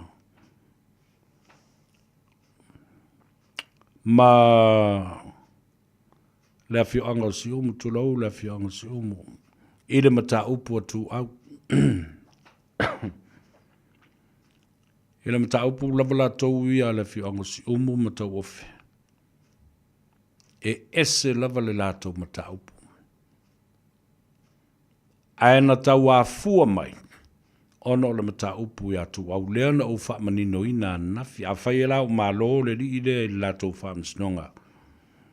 Ma le fioanga ma le pulenga ma malu alim whai pule o si umu. Ia e ngata ina. Ai e lea a fia ai le a fioanga. Ise mata upu ia tu au. Ma le whaatoanga sai ai. Ma le nofoanga sai ai. Ma le moli mau o le li i leo o i fo i o whanga ofe, o i o tau ofe. E le mata upu atu au Samuelu ma le whaipule o whaleata. O tau se sila mai le mea leo o tulai mai nei. E peo fōringa mai, ua ese players, ese tangata ta alo wa a fia i le whaamsinonga le mata upu tonu i atu au mawhaasino i le tangata o lo laumanu ia i le oti ai o tu au. Ua whaatatia ese le tangata o lo masalomia ma laumanu ia. Ai fōringa mai. These other new players and comers to this case are the real McCoys of Tu'au's real case. So in other words, my dear brothers and sisters, ua pei ua finau ina ia whaasau ina le tangata lo tua ia malau manu ia, na o ni tua inga, na o ni maasalom yanga. Allegedly being the major and main suspect versus the witness, the testimonies of those who were there and those who weren't there, allegedly. Mena e tā wai te lili tātou talanoa, i le ngata le whapertania, a o le wha Samoa. A wai mawhai o na watu, e mori mau, e mawhai o na whaalongolonga mo titilo, iai lo, iai le toi tau wha Samoina. Pe toi tau translate, o na manino ai lea. Le iai le se tau whaaleanga, e le ai fo se tau tuwai, o mea, o tala, na o mai Samoa. O tātou tilo iai. Ma vase vase ma mai oa. The credibility and the integrity of the source and what's been said. Ai. Ole ua to lus fuma fitu minute o Natale o le tu la. Fitu. Le mela le o te whai atuai Samoa. Ya, o na o tali atu le fasili le mata upule na ya tau ofe ma le whaamsinonga. Le mea la tau ina ave si umu ya. Ia tau ofe le whaamsinonga. Ona, o le whaanoanga o si umu. Vai atu sa a inga ma. Sa o le mata upu e whaamata ngā ai ia le nu. Ioi. O le mata upu le na. Ia a o leisi vaenga. Ia o vaenga o le Village Phono Act se lausfulu a Faiva se lau ivasfulu. Le ana toi te wina i le lua fesfulu malfitu. O mea la na o mata upu patino na ia. I le whaamsinonga. Ia ma awala sa tang fia ai le whaamsinonga. Ia wa umatuai le langona ma le talanoa atu fo i nisi o mata upu e tuli mata i manisi o tala lo tuli loa po fea e a ngai iai. Ia o tātou tūla lata le whai unga le nei fo i masina o leo ua o ngā tutonunga le muu le masina. Ia po o fea le a ngai iai ia nisi o whaamsinonga te tele ia o lema na tātou tuli mata i ma whaatalitali iai. O le a fo i sona taunu unga. O le pōne nei, ia, wa mana tuai. O le pōe masani o na whaasoa e fo i o le tamama tua ia vaipu a maungatai. O le pōle kalame o le au malu manongi o le lolo. O le pōle kalame o le vau filifili. O le pō fo i o le pōle kalame e tau au whai mai ai le nāwa i tau. O le tele o sulu e maua ai fingota. Le sao tāua o lea fo i te mai tono o le Radio Samoa e mai se fo i Samoa poto malana whaafonga mai tulu inga e fio le lalulangi. Ia. Tātou manatua ai ia le nei fo i te mali ma le nei fo i te maa. Lana tautua ia Samoa o le a le toi langona lona si ufonga i lunga o le pola kalame i le po o aso luo o vai aso te itasi. Ia veo ma wha manutunga o se sao tā ua o se sao I matau o tamari o le atunu usai ai le mea nofa sa lātou whaasoa ai I lo tātou tunu. O la tātou o e tāna I e tātou whaasisilanga ia leanga e tatau maono mea I le tene o le au whaipi sinisi o lo lātou langolango ina le siu whango Samoa. Ai watu e fōi ma le wha malo I a tau o le au whai ngā ruenga le nei aso. Ua ngā Gagaifo o tau Faiva ma ua tau nu umal manuia I le whale ia polo o ilunga peo le ala tele. Ia ele mawhai lava na ave se ele nganga whaafitai ma le wha malo atu I ngā ruenga sa tau ngā pātia I le so awa o le anga I atu o tau le whale. Ia nā ua ngā I mai fōi ia leisi vaenga ia awa le sifi poa na nei. Ia whaamanuia le atua I nei e tau nu umal manuia I maota malawa whai le tala muri pe a mai a whaasisilanga ta ua nei. Afia maua sosa Omega ka Ianga lowi moa Omega ka Sabale tau mofie Omega ka Fili mai loile Omega ka Omega Cars, lua selau Cavendish Drive I Manukau. Pole telefoni o iwa lua fitu 5 tasi lua. Susu mai Manukau ne Omega ka Umalole keisile Omega ka O le R-Dash Travel, o le company numera tasi le taungo fio pasese mo fe malanga inga I Samoa, whapea le malanga mai I Samoa I New Zealand ei. A whea de loa I le ofisa o le R-Dash Travel, tasi valu lima Great South Road I Marurua. Pe vili mai I le telefoni tolu iwa lua o wha o o. Tolu iwa lua o wha o o mo le R-Dash Travel. We got to show some love to the girls, man. You know the reason we go out. Ia lena, le tautua mo oil si ufonga Samoa, le radio Samoa, sfulima I vatolu a mo iau kilani. Talo whātu I le tamaitai o Emma Hela Mana autofunga. Pea se kinki sola ua masaungia kwa. O Billy Monsard, Lorraine Custoner, ia whapea fōi ia o tau ia lo mafuta mai poe, lau tua whine ia poe, ai ngā li I lau tele, ia male sunga le li e pikopo ia iopu, ia whataro whatu, whamoe lo maua le malosi, whapena fōi ia le tau whai ia so alo whapale leu, ia male uso ia paulo, so alo vai luanga, ma whaulu, ia male whanau, ia whapena fōi ia so alo sone, ia ma sanga ma le whanau. Ia aile ngata I lea. O le uso ia so alo selota. Whasii le ausa o le tofa ia so alo taulo papa. Lalo kava ma le ainga ia ma le whanau foi. O le uso ia mai saua leola. Talo whalava Julie Leota. Whamea kwa MTA lea.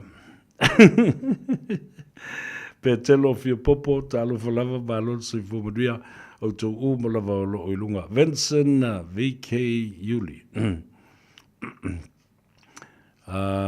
mai boang kupelea ele polkalam ia lena talo fai ia lele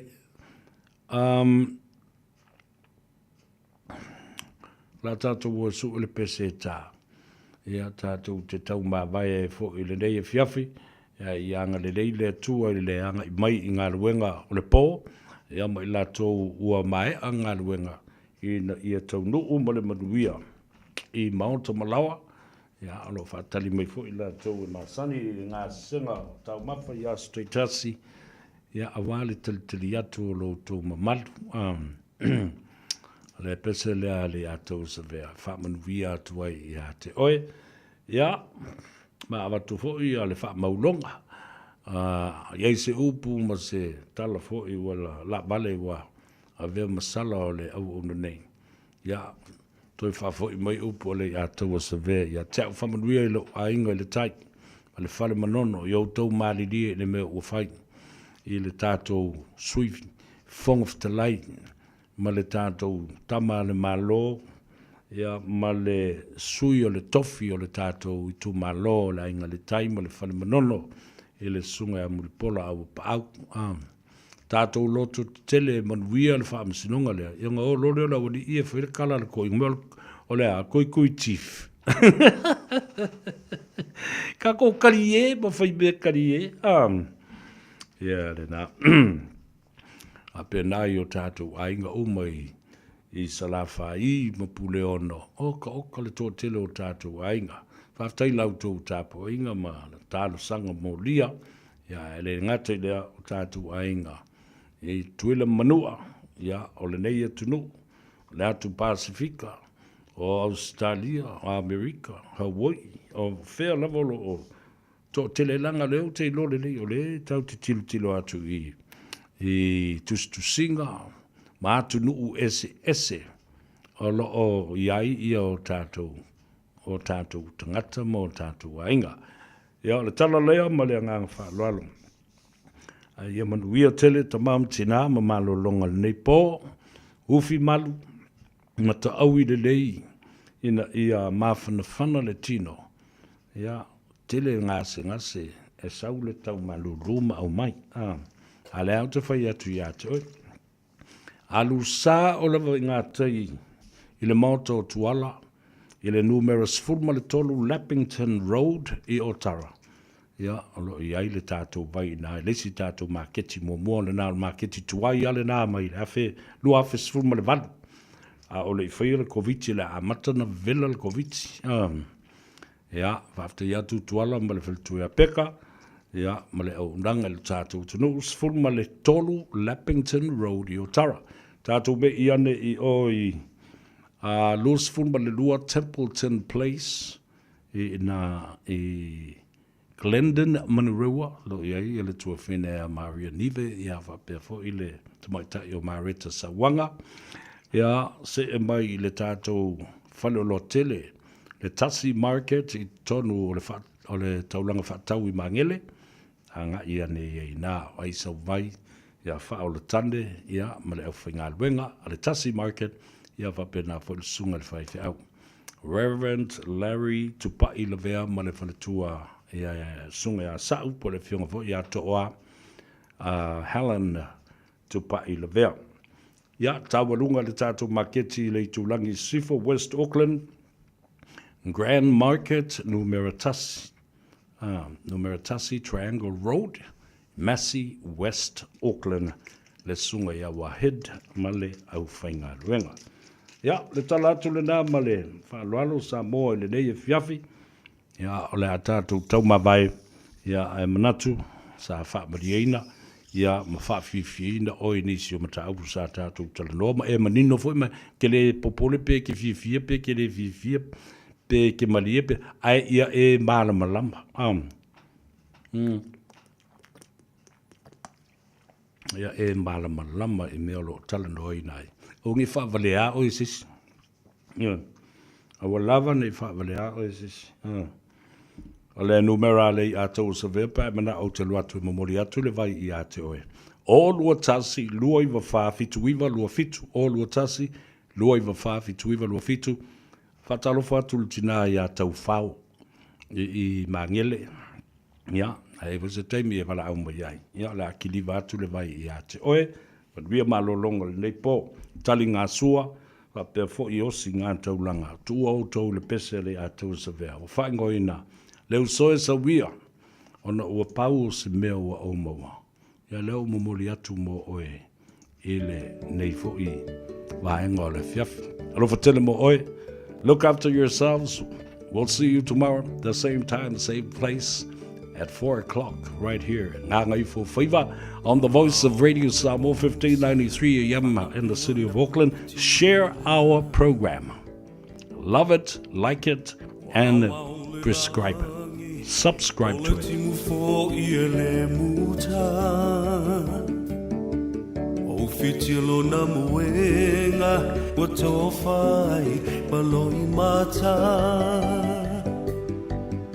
Fetilo fa I solo wale tawa ilo na loto Eu so sawia o le vai no lea e te tau mawhaina Papu mai le pauno le wha amalu lea ma e laina ia whaamaliaina Pau se mea hua o mawaina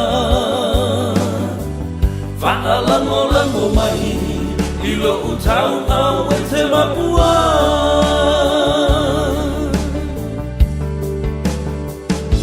Langona le fia ai Se fulu se nese I whaalawai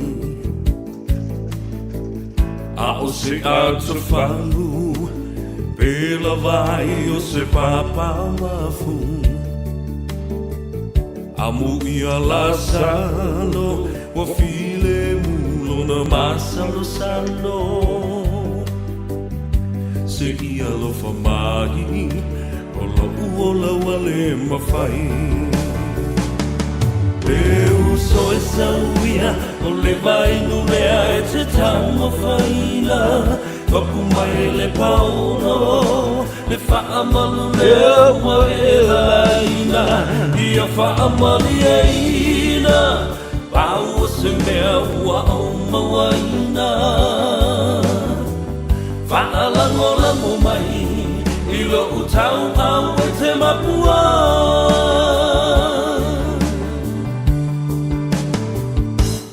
Lofi mai mafia So ai le tau langa ua pia E la foa ina O ia o se tasi e lea no whaina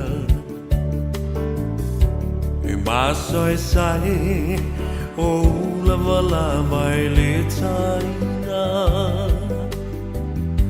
Puno masamani Le ese upu e whai mai Peu so e sauia O le vai nulea e te tau mawhaina Kapu mai le pauno Le whaamalu